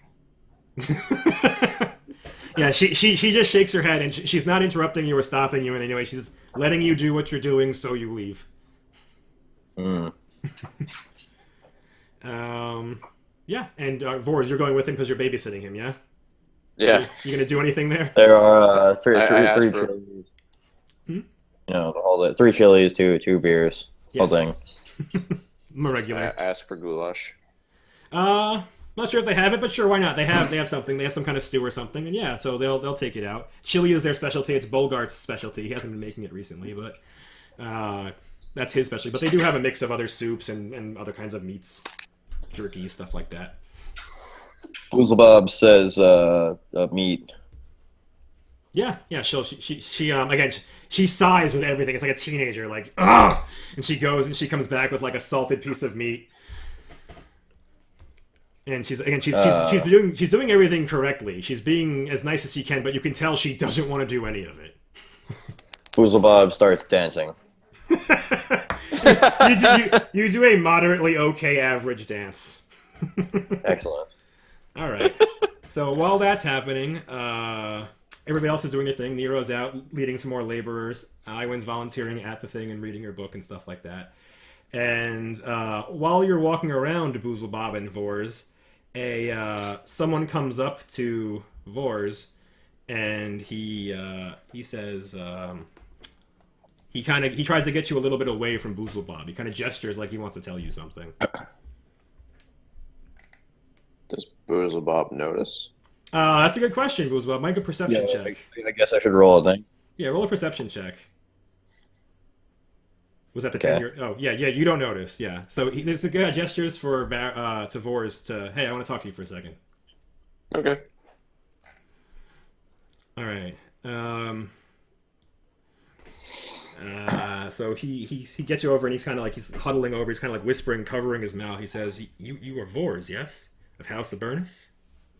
I am Vors of House of Burnus. What of it?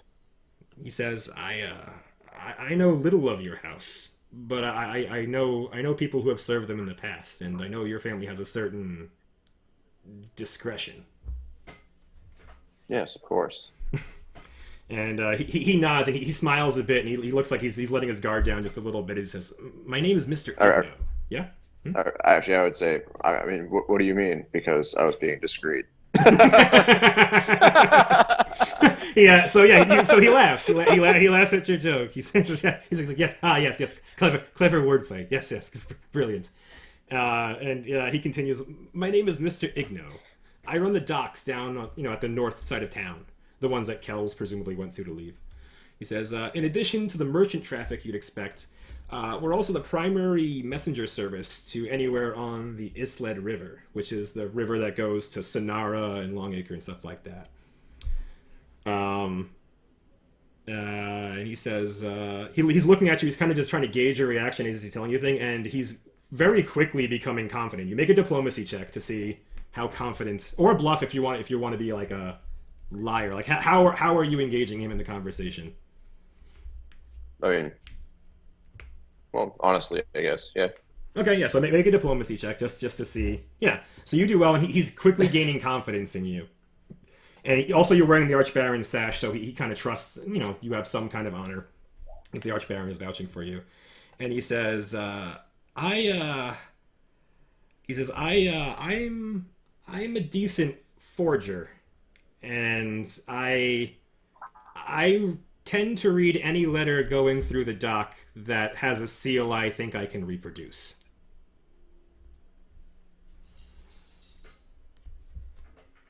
Do you respond, or he's like wait? He says that and just kind of waits. So, have you heard anything interesting recently? He says many things. But one thing I found most interesting to you and Archbaron Fex is this, and he hands you. Oh, he doesn't hand you the letter because he actually sent it off. But he ascribes a letter from Dr. Gurya Rohalendi. Mm-hmm.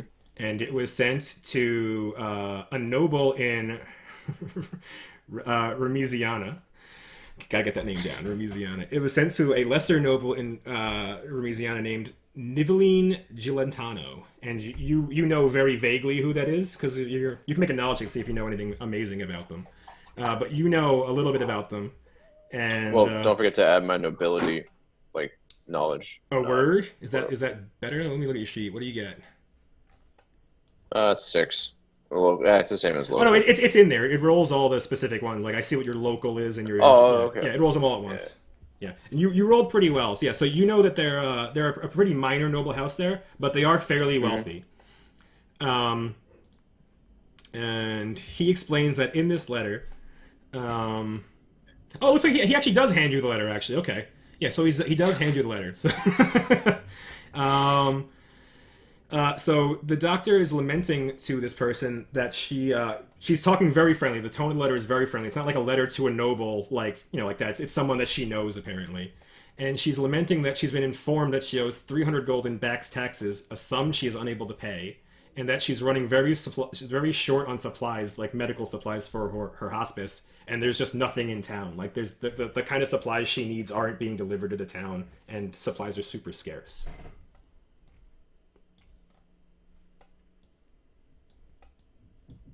Why are you sharing this with me?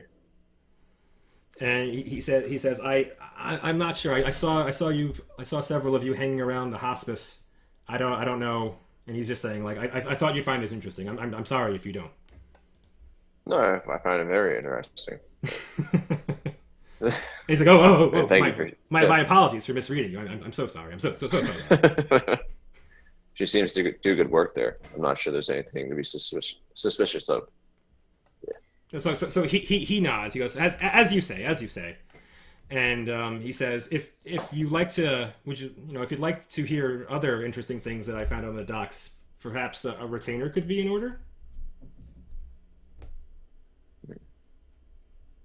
How would you like to be paid? He asks for. He's like he just gets right to it. He smirks as if like let's not play a game. He says 10 gold a week, and I'll give you any information I think is relevant to your cause.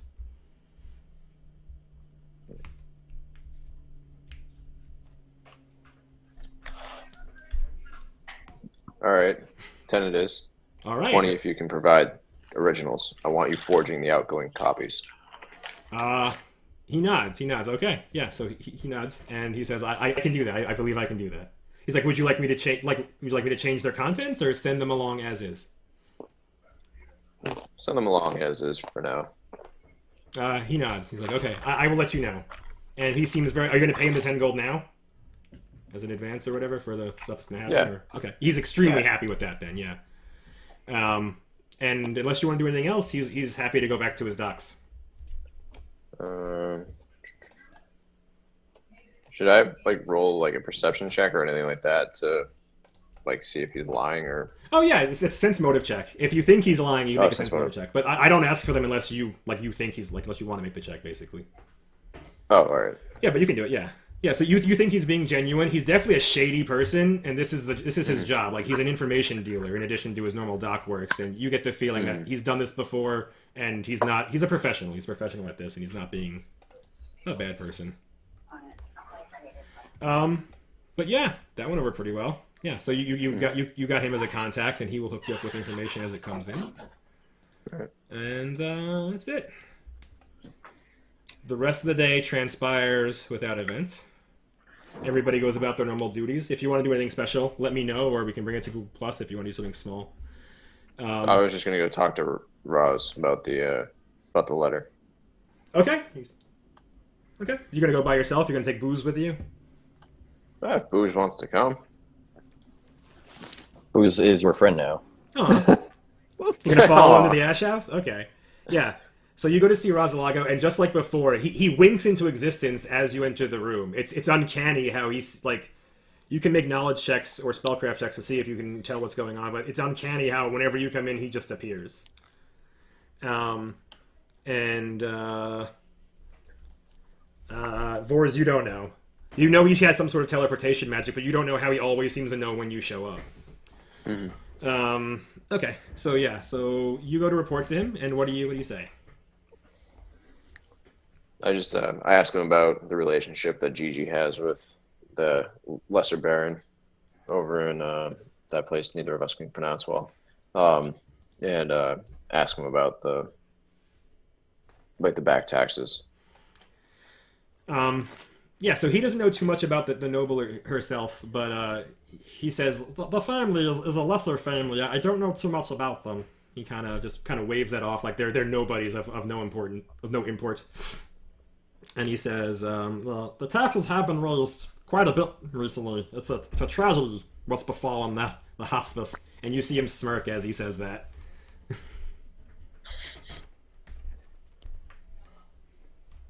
All right. Yeah, he doesn't seem too concerned about it. He's basically like the taxes are whatever the Archbaron sets, and if the people can't pay them, they can't pay them. And he shrugs. Okay. Is there anything else you'd like us to follow up on? Like, have you heard of what was the guy's name? Who? The guy down on the dock. Oh, Mr. Igno? You're asking if he knows who Mr. Igno is? Yeah. Yes, of course. Mr. Igno is one of my preferred information dealers. How did you come to meet him? And this is how I came to find this information that I just brought to you. Rosalago seems a little put off, as if the information wasn't offered to him first. And he says, "Really? I'll have a talk with him."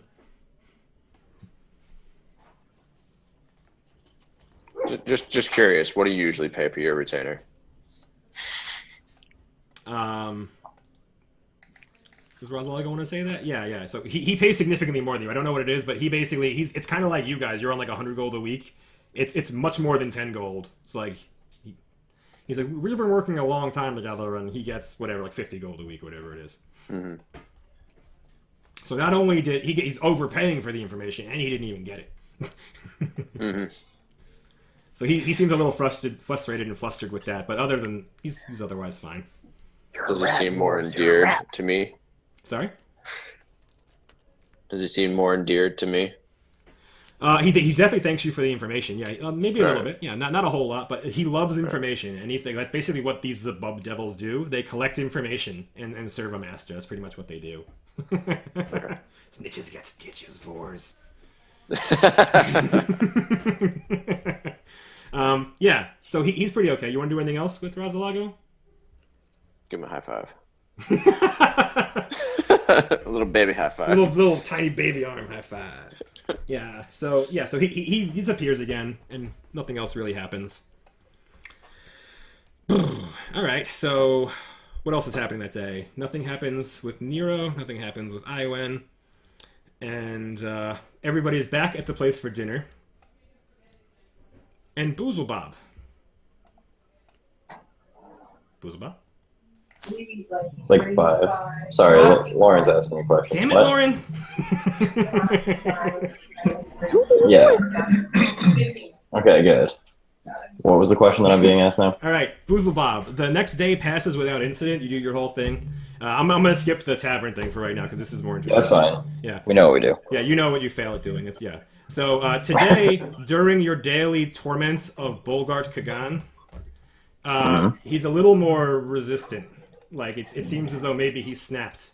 Maybe this was one time too many, and he's still back at the thing. He's not close enough so you can hit him, but he leans in and he whispers quietly so the others won't hear him. And he says, "You're a goddamn coward who can't fight without his friends at his back. And if you let me out of here and fight me hand to hand, I'll snap your half-breed neck." Can you describe to me what the bars look like? They're metal bars, like iron or whatever they are. All right, so I've got a bow. You're gonna shoot? Yeah. Yeah. All right, yeah. So he just raises his hands like you're gonna shoot me. You're gonna shoot a bound man in a cage. You're a fucking coward. All right. You hit him. Yeah. And he takes the 6 damage. And now he's yelling, so the other people can hear. What do you all want to do? I mean, I imagine running. Whoa, whoa, whoa! Right? Yeah, so Nero comes running in. And you see this guy has an arrow sticking out of his leg. And he's shouting from the corner of the cell, "This fucking coward is shooting me!" Well, he will. Bob, what are you? This guy? This is what you're wasting your time with? Come on. Tell you what, I'll help you out at the I'll help you out at the tavern later.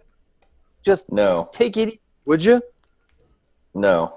I take out one of the 17 pornographic Taldan Quartos and I say, Bob.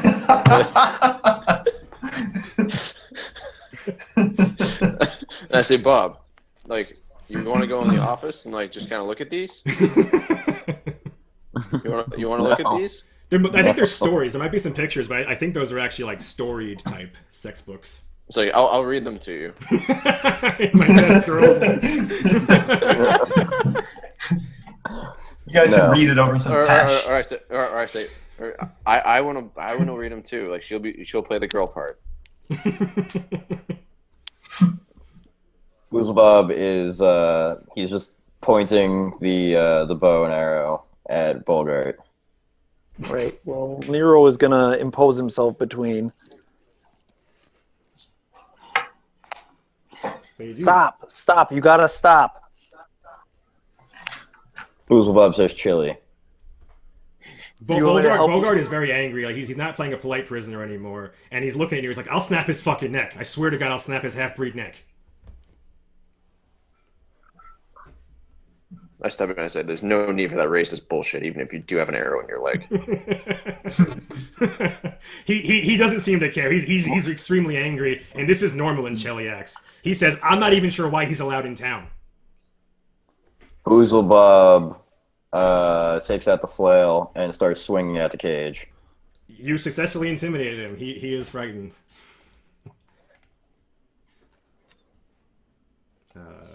This one, I think. Yeah, we'll go that one. Boozlebob points to the door and says, "Open." Who are you saying that to? Nero. Nero, presumably. Absolutely not.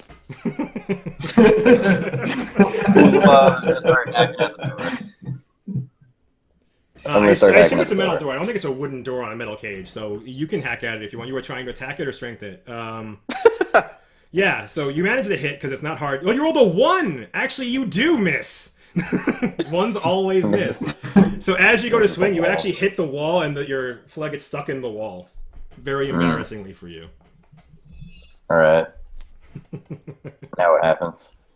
I don't know. What do you want to do? It's stuck in the wall. You pulling it out? You done? Yeah, I'm pulling it out. Okay. That's fine. You just yank it out. It comes right out. And then what? Boris, help me get him. Swing at the door again. Bob! Is someone going to stop him? Yeah, trying. Alright, I swing.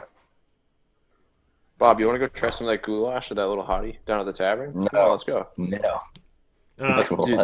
Bolgart says to Nero, like, if he comes in here, I swear to God, I'll snap his neck. Alright, did I hit the door with a 21? You did, and it only takes 3 damage because it's made of metal, and it's still open but dented. It's still closed. So it's open. It's no, closed. I said it's still open. That was wrong. It's still closed but dented. Alright. Okay, you rolled another 1, so you jam your thing in the wall again.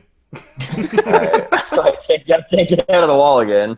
Calm down. Calm him down. Do it again. Yeah, so let's say at this point, Iwan starts kind of singing a little bit of a lullaby, and I think Bob's going to have to do a will save. Okay, make a will save, Bob. Click on yourself and click on the guy grabbing his temples under defense. See if you resist the nap time spell. No, you don't. Nope. You fall asleep. God damn it. God, let's get him out of here. Bolger, let me see your leg. Hobbles over. He has an arrow sticking out of it. It's just in his his thigh. So Nero will just basically be healing with one finger and pulling out with the other hand. Yeah, he grunts as it happens, but he's had worse in his life, so. Yeah. Yeah, that's fine. You can toss him a heal if you want. And you guys are gonna drag a sleeping Boozlebob into the other room? Yeah. Okay. We could put him in the pillories. You're gonna put Boozlebob in a pillory? I don't think he'd like that. Drag him back to his bed over there. And they just, like, how long do they sleep? Minutes, or is it until they get woken up, or how's it work? 2 minutes. So slapping or wounding awakens an affected creature. Yeah. So you're gonna, I guess you drag him out of the room though, because you don't want. He's gonna wake up in like 2 minutes. Yeah. And then so Well, what's why gonna don't we happen? just put him in the other cell? We're gonna put him in the other cell. You're gonna lock him in the other cell? What do the other guys think about Yep. that? I don't think you'll like that. Maybe let's Yeah. put the flail somewhere and get him out of here for now. That's his mama flail. I didn't say break it. I didn't say get rid of it. I said let's move it for now. Let's get him calmed down and get him the hell out of here. These cabinets are locked. These have, like, you have the key to them. These are locked cabinets. You could lock his flail away from him if you wanted. Yeah. So Iwan will kind of try to ask Boris and Nero, like, do we really need to keep this guy anymore? He's been here for a few days. This is starting to get crazy. Maybe we should just let him go. Yeah, it might have to be. Let's get him out of here tomorrow.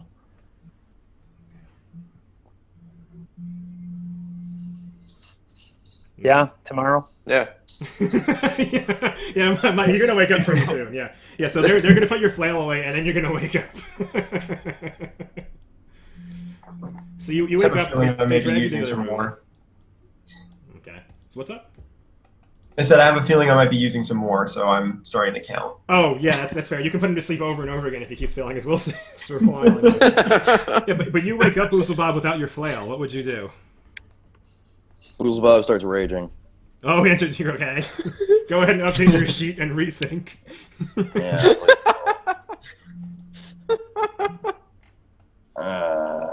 Let's see. You gotta make that active. Boozle Bob, smash. I can enlarge myself too. You can? How? You're not that guy anymore. No, I can't. Sounds cute though. I put that there in case someone would cast it on you. I figured that's a traditional thug Traditional spell. bard. Yeah, Yes. traditional barber spell. Somebody would help you out with that. All right. Yeah. All right. Here we go. I'm thinking. Give me a minute. You don't. Okay. Just taking. Okay. There you go. Okay. So I'm awake and I'm pissed. Yeah. Okay. No. What's up? What? You're pissed. Pissed. What do you do? You're not groggy or anything? Hold on. No, I'm not groggy. I'm pissed.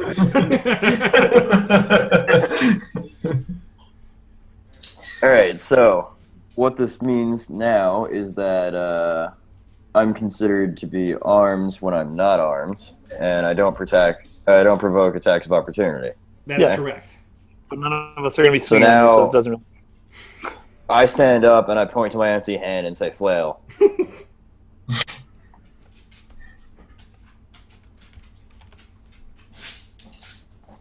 Okay. Does anybody know where the hell my flail is? Calm down. You only took my one flail. You didn't take my better flail. Oh, we took all your flails. The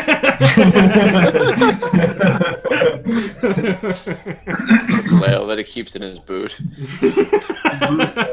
Boot flail. Ah, yes. Ah, yes, the ubiquitous boot flail. Okay. So technically, I still have another flail. We took all your flail. Even the boot flail. No. You, There's no boot you flail. specified you took all the flails. You said you took...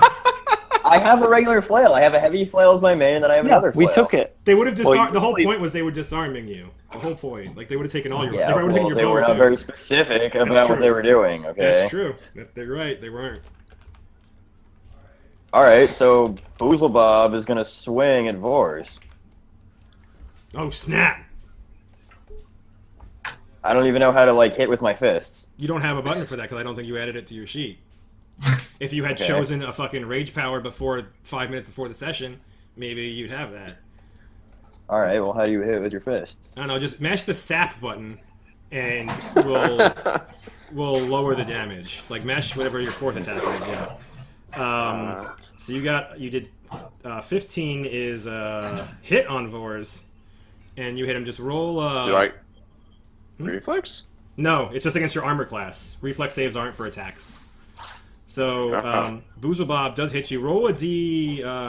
Was that a D6? It was, actually. So we just gotta have what the roll was. So a 2 plus 9 is 11. You hit Vors for 11 damage. That's a lot. Yeah! Cracks you in the friggin' face. Alright, so I guess combat's happening now, so I should probably roll initiative. Boozlebob starts screaming flail. I win. You get to go first. So, sensing that this is going poorly, I will kind of scream. We'll like look over to Boozlebob and be like, Boozlebob, stop! You like your muscles? Stop! And she'll ready a ray of enfeeblement spell at him. Okay.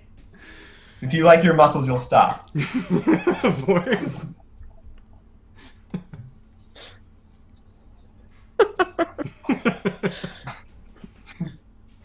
What would you like to do, Mr. Vors? I'm just gonna talk to him. Okay. Be like, Bob, I'm your little spoon. You're my big spoon.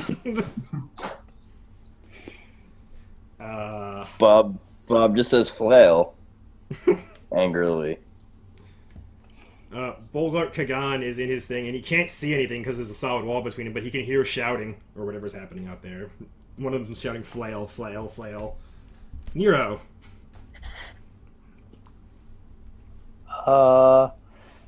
Nero looks around for a moment and then says, I'm going to go get the flail, and runs out the front door. Boozlebob. Boozlebob is gonna 5-foot step. No, he's gonna take a 10. A 10-foot step. No, 10-foot step. I'm still raging, so Yeah. I don't provoke. Yeah, you do. Not for punching, but No, I moving don't. you do, yeah. Oh no, moving does, yeah, but punching doesn't. But no one's hitting you. No, Oh. no one is drawing a weapon on you. All right, well I'm gonna punch Iwin. Can we say that? Yeah, you're ready to when action she what it went sees- off? Yeah. When she sees her come, yeah. Yeah. So as you're here and walking towards her angrily, she tries to cast a spell on you, and then you get to finish your move.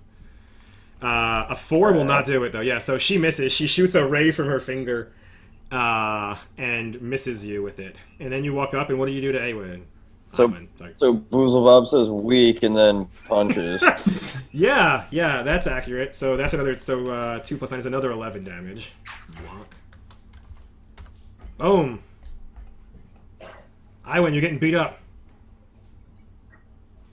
I'm assuming will step back and try to put him to sleep again. Okay. Make a will save, Boozleby. Yeah, good. Oh yeah! Yeah, you don't fall asleep. Yeah, you shake off the sleep. You feel your eyes getting. She's doing her little like drowsy eye thing, and you shake it off. You're like, ugh. She's like, ugh. Vors. I say, fuck this. Bob, if I give you your flails back, like, you gonna calm down? Or at least are we cool? We cool, Bob? just us. Flail. Just Bob us, says- yeah. Bob says flail. Alright. So, I've moved 20 spaces, I guess? Yeah. And I get him his flails. Who has the key? Does Nero have the key to that? Let's assume Vors has the key for Yeah. Okay. Let's just make this easier. Vors has the key. Yeah. So he opens it, and your flails are in there, Mister Boozleby. Even your boot flail. Bolgart's shouting, asking what's going on out there. And Nero. You still trying to draw him outside? Nero will ready based on what Bob does. Okay, so did Vors give me my flails? Yes. Yeah, apparently. Okay. What do you want to do, Boozleby? And I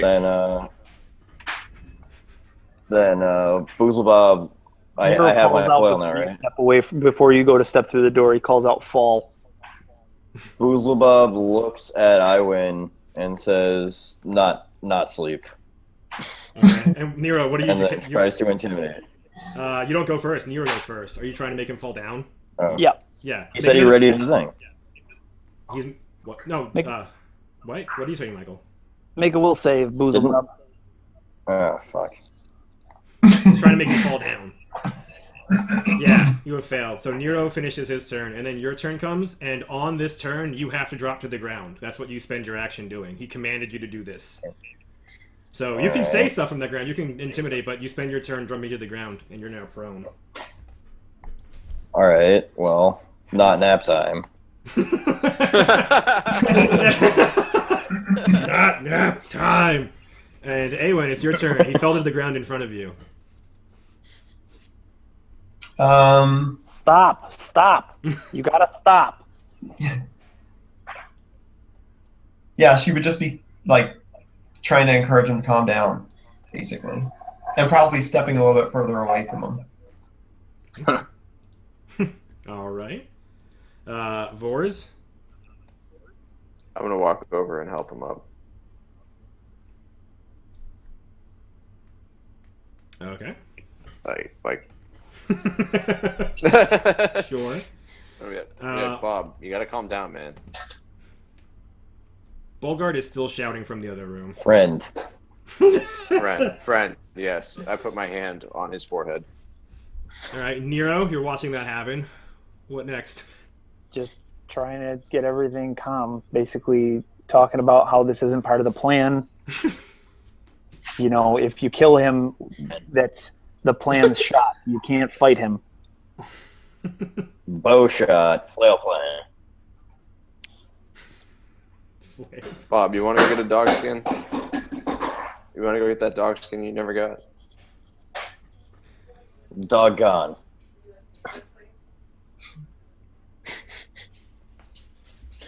We can go get a bigger dog. Not same dog. You want the same dog? They're working on it. Yeah, that was like a day ago. Yeah, I know. Yeah, but no, not yet. But he's working on it. It takes time to tan stuff. I imagine that takes time. I know. Anyway.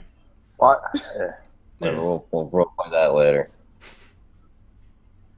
I'm getting you a dog skin. You gotta stop. You want help with that girl at the bar? I can help you. I already stopped. All right, Boozlebob stopped. He's rearmed. Okay, he's calm. Everybody's calm. You did like punch 2 people though, like a lot. Yeah. Well. Does that make it lethal damage now, or is it non-lethal damage when he punches still? He can do it lethally or non-lethally, Okay. however he wants. Okay, it's improved on. I'm gonna stop raging now. Okay, go ahead. Fix your sheet. Resync. How are the rest of you reacting to getting punched in the face? Those 2 of you that did. I hug Bob. The next time and that say, happens, I'll I know kill you myself. didn't mean it. Ooh. You understand? Wait, what did you say? The next time you raise a hand against any of us, I'll kill you myself. I'll put you on the ground and kill you where you stand. Boozlebob's gonna start raging again, I think. No, you can't. You're fatigued. There's a rule about that. Fuck. Yeah. You're weak. You're panting from your rage and recovering. That's it. That's it. If I have to bring a whole contingent of guards, you raise a hand against any one of us again. That's it for you.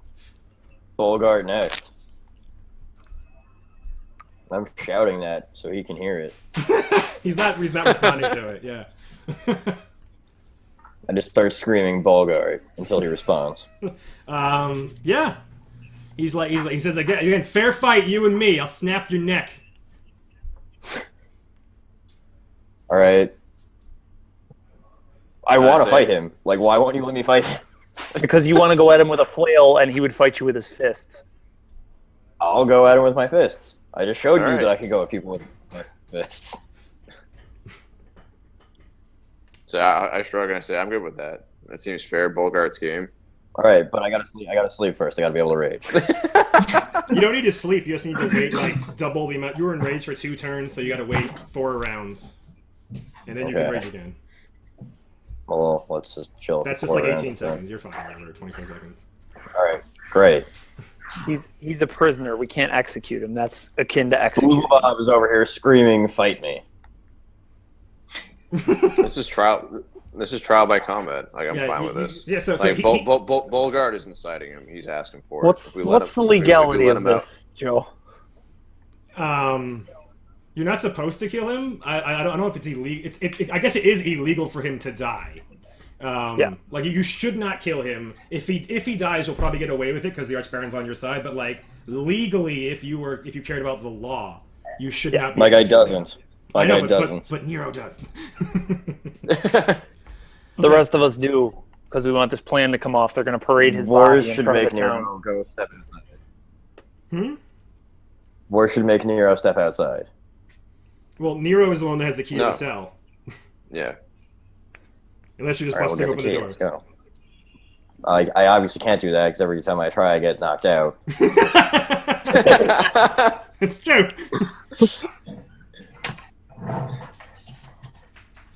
And yeah, the So whole someone's time, got. so he's whispering at you so the others don't hear, but he's just saying horrible fucking shit to you, and he's like fair fight, you and me, swear to God, snapped your neck, and his eyes are gone crazy, and he snorts every once in a while. He's actually like having trouble breathing. He's like you me, you and me, and he's snapped.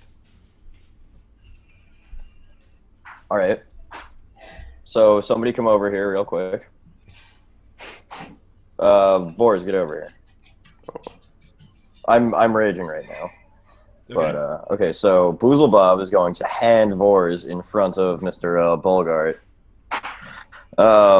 A heavy flail, a longbow, and a sap. And that's it. Yeah. Bogart likes this. He's actually smirking, kind of panting now between his tears, like, and he's cracking his neck and getting ready for a fair fight. And he looks at the others if you guys are coming in, and he's like, just me and him, swear it. And he's pointing at all of you. Do I sense like him being like basically a host? Or I don't know. A host? Being possessed, you mean? No, like he's Being possessed, possessed? yeah.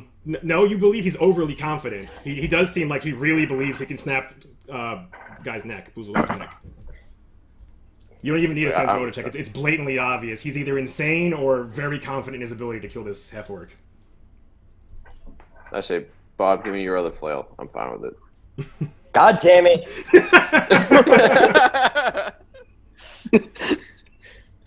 Bob hands you the other flail. Takes out my boot flail. And Bogart sees that, and he shakes his head, and he just says, "You have no honor. You're a coward, and I will relish this."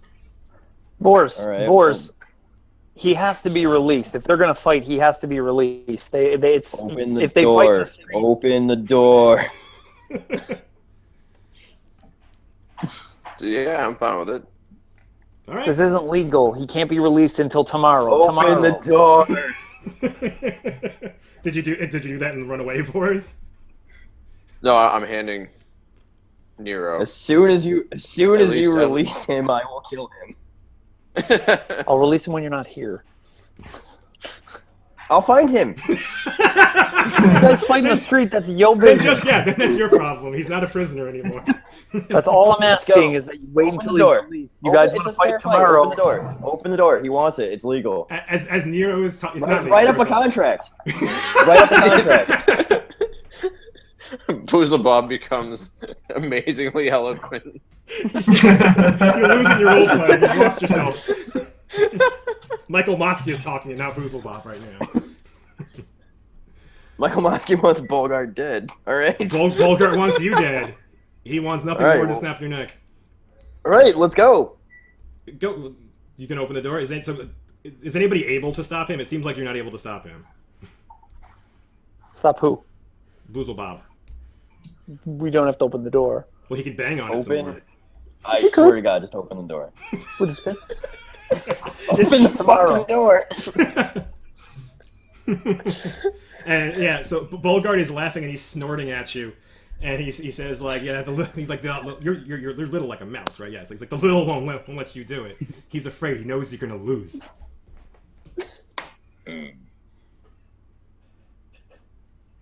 Open the door. No. And he's just muttering insults. He's like, chicken shit, little piece of garbage, fucking half-orc piece of, and just the whole just muttering. You're nothing. Bob, he'll be out on the streets tomorrow if you guys want to settle this tomorrow.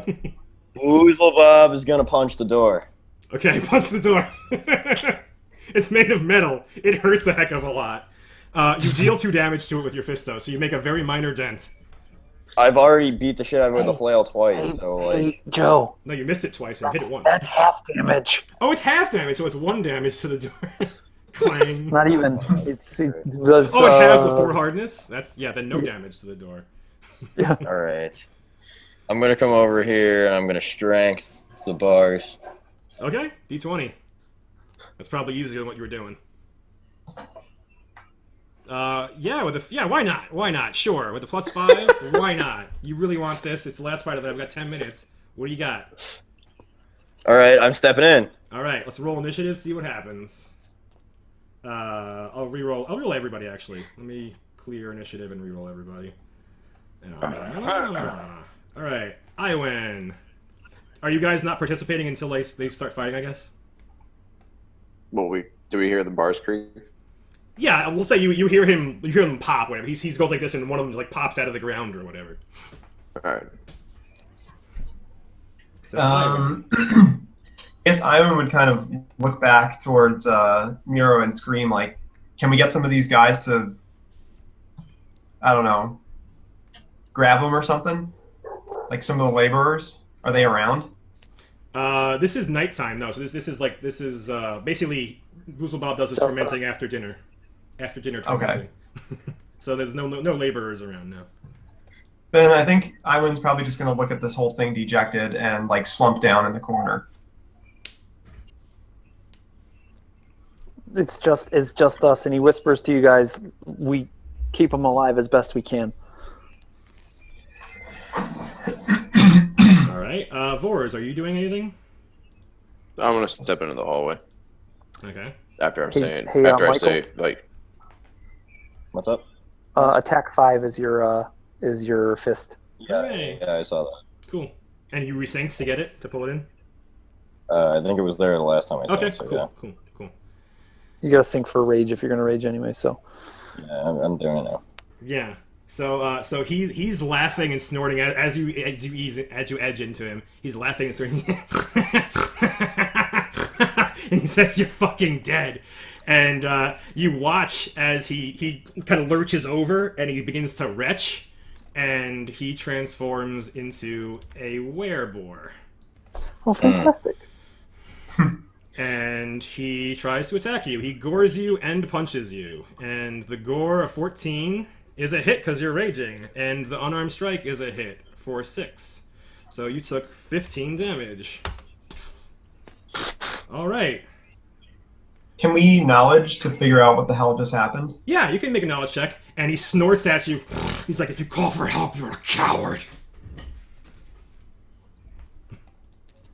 And All right, Boozlebob calls for help. Alright. Vors just watched Thinking to hit this, him? so I'm expecting him to No, say, "Yeah, I'm gonna hit him." Don't worry. I tossed you your flail. The big Okay, one. great. I have I have my big flail now. What do I have? Like, what does that mean in terms of a turn? I win, and well, it's a standard action to pick it up if he's throwing it to you. Like you can't, like you have to take it. You waste your turn doing this. Or you could just start wailing on him. Yeah, I'm just gonna wail on him right now. There's Alright. probably a flail next to me somewhere. Okay. Iwen and Vors, you don't know much about werebores. You can tell he's some kind of lycanthrope. You've heard of these things, but you don't know much of anything. Nero, you know very little more than that. You have heard rumors that silvered weapons hurt them, that they are resistant to damage and silvered weapons hurt them. So you do hit for 10 damage, but he takes 5. Because he is resistant. Iwen. Iwan's just probably going to sit there and do nothing. All right. She's still holding a grudge and pretty pissed. Vors. I draw my bow Yeah. and I shoot. Woozlebob yells smart. At who? I'm just screaming smart because I don't know. I can't remember Nero's name. Smart! do I sense motive then? Yeah, you can sense motive to see if you know that's you. Yeah. Yeah, you know it's you. You know he's talking about you. No, I know he's talking about Nero, so I yell, Nero! No. And are you taking a shot, or? Yeah. Okay, how do I You can take roll? Yeah, how do I do the rapid? Just click on yourself and hit the weapon 2. It looks like a crossbow, probably, and just mash it twice, and you have a -2 on both of them. So we just do that manually after. Sorry, not that one. PC weapons under it, but those are good rolls, so maybe we'll use them. Go ahead, hit the PC weapons under them. Like the... Wait, there's a what's under that? the weapon you Oh, hit. Yeah, oh. Sorry. That will actually pull in your stats for the weapon. Primary ranged. Wait. Yeah, that one. There you go. Yeah, so those are even better rolls, so you hit. So you shoot him twice. They both have -2. They both hit, and you do 4 and 4 because he's resistant to that too because they're not silver arrows. Plus 1 to each. Oh, okay, yeah. So he takes 5, blank. which- 10 damage. And Nero. Nero will come in and call for Volgert to fall down. All right. I got some of those. What's my save? I think it's a 15. Damn you. Do I have anything? I'm not sure I Let have me anything check. special for that. Does he have anything? No, it's not a fear effect. I don't have anything extra for that. Huzzah! Yeah. So does he fall asleep with it? Is it 15? He falls Oh, down he falls. So it's okay on his next turn. on his turn. Yeah. So on his turn, he drops to the ground, and he's looking up at Boozlebob. He's like, "You're a coward. You're nothing. I would destroy you." And he would. Yeah, he would. So Yeah. And that's it. Yeah. So he drops to the ground. That's all he can do. no, Boozlebob. we're not done. All right. So if I don't move, can I pick up my flail and hit him? Yeah. Nope. It's a move. Okay, action. I'm gonna pick up my flail. flail. I think it's the standard to pick it up. I'll look it up real quick. I don't know. I think it's a standard, but Okay. I'll go with yeah though. Just go ahead and do it. Yeah, go. I'll let you do it, and I'll look it up later. Sure. All right. Boozlebob beats the shit out of him. That's a threat. Boozlebob beats the shit out of him. I missed on the second one. Yeah, you did not confirm the crit. You missed, even though he's on the floor. So you deal All right. 9 damage. Oh, this is great. Iwen, still watching from the side. No, I think at this point she would stand up and just kind of like scream at Boozlebob, like, "Don't ever fucking hit me again!" But then would toss some acid. If you get in position, so she's not like tossing it at him. Toss some acid over Boozlebob's shoulder at the wolf.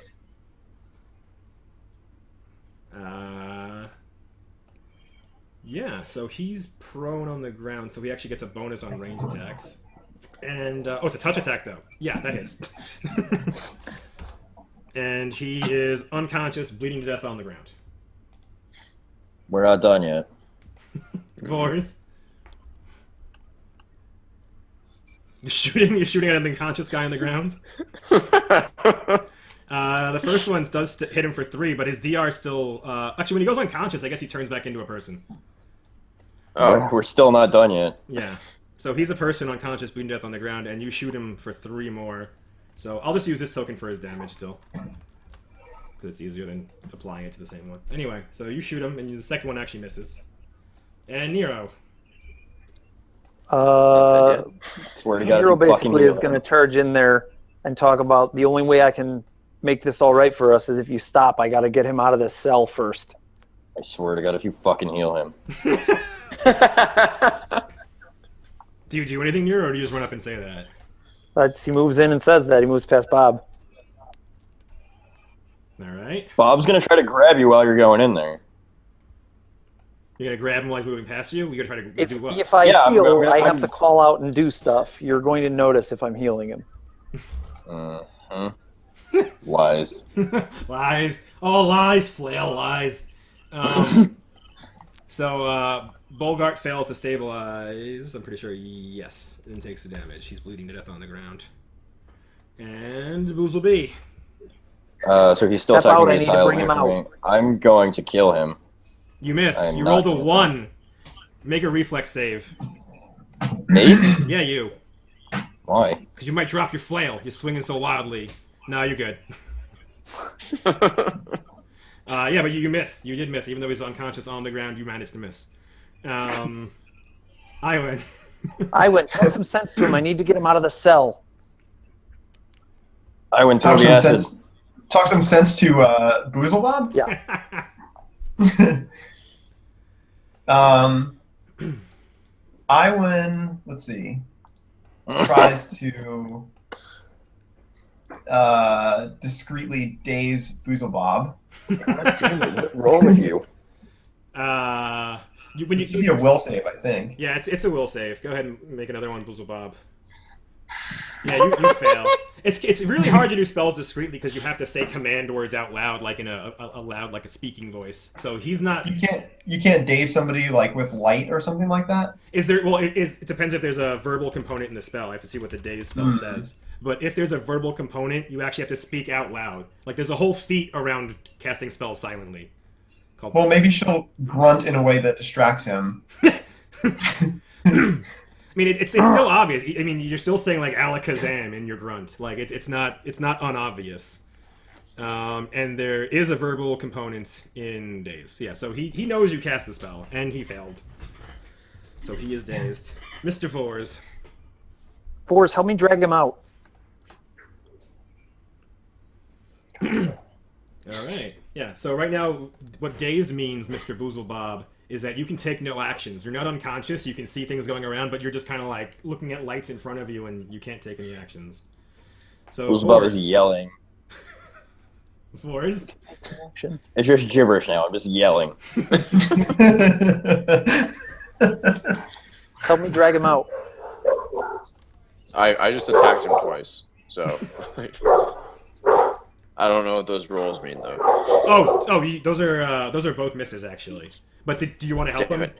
Like, did you want to stop or Nero? Are you the only one doing it? I'm trying to drag him out, and I'm trying to get somebody to help Kill me. him. All right. Well, you can drag. I don't know how fast can you drag. How much can you drag? I just want to get him outside the cell before he dies. Yeah. Okay. So you're doing that. He's outside of the cell. So Nero drags him and drops him outside of the cell and lets him plop on the floor and says, "He tried to escape. You all saw it." Nice effect. Yeah, he tried to escape while bleeding, and the bars were open. And yeah, what Nero is saying is pretty true. And Bolgart continues bleeding to death. And Boozlebob.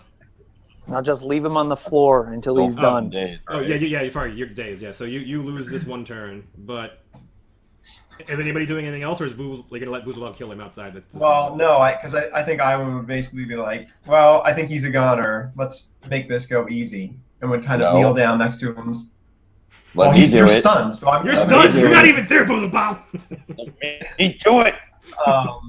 No. So she'd basically kneel down next to him and then close her eyes and slowly finish him off. Does he get a save, or does that just happen?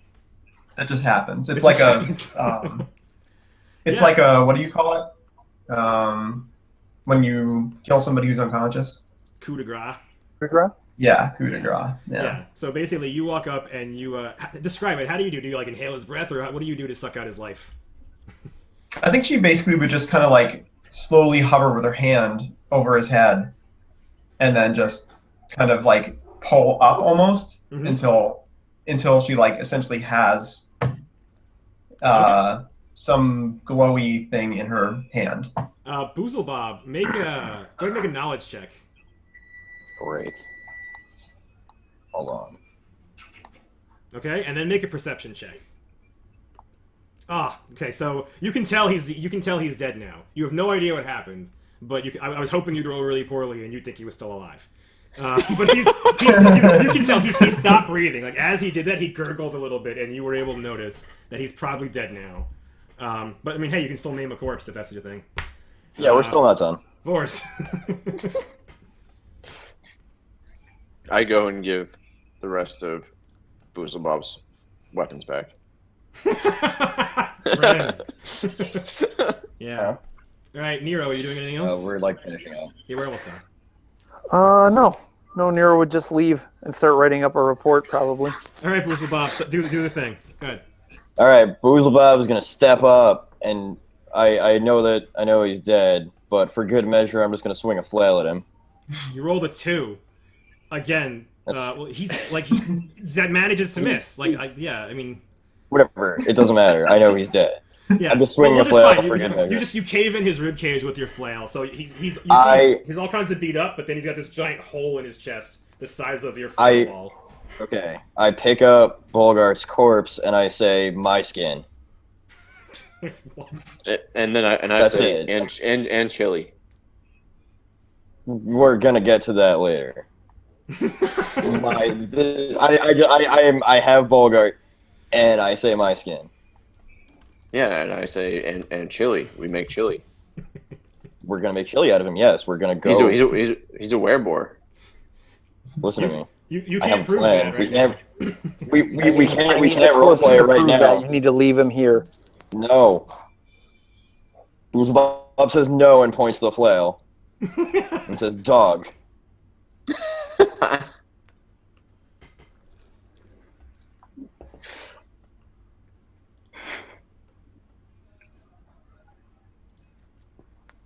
Is there a response to that, or I'm working on it. He's over there filling out a report word. about this murder. You have my word. I'm working on it. Boozlebob's not going to let go of the corpse. He will hold the corpse and then show it to whoever needs to see it, but I'm keeping it. They're never going to allow that. I'll allow it. Well, for now it's yours. Where are you putting it for now? I'm holding it. I'm not putting it down. Yeah, where are you going? You said it's nighttime, right? Yeah, you're going to bed. You're dragging it to your bedroom. I'm going to sleep on it. Okay, yeah. So you're gonna drag it back to your bedroom over here, like that. All right. We'll call it there for the night. For the session anyway. We can pick up later this night if you want later. And that's it. If anybody has to go, you can jump in. You can jump off. And thanks for playing. Let's stop the recording.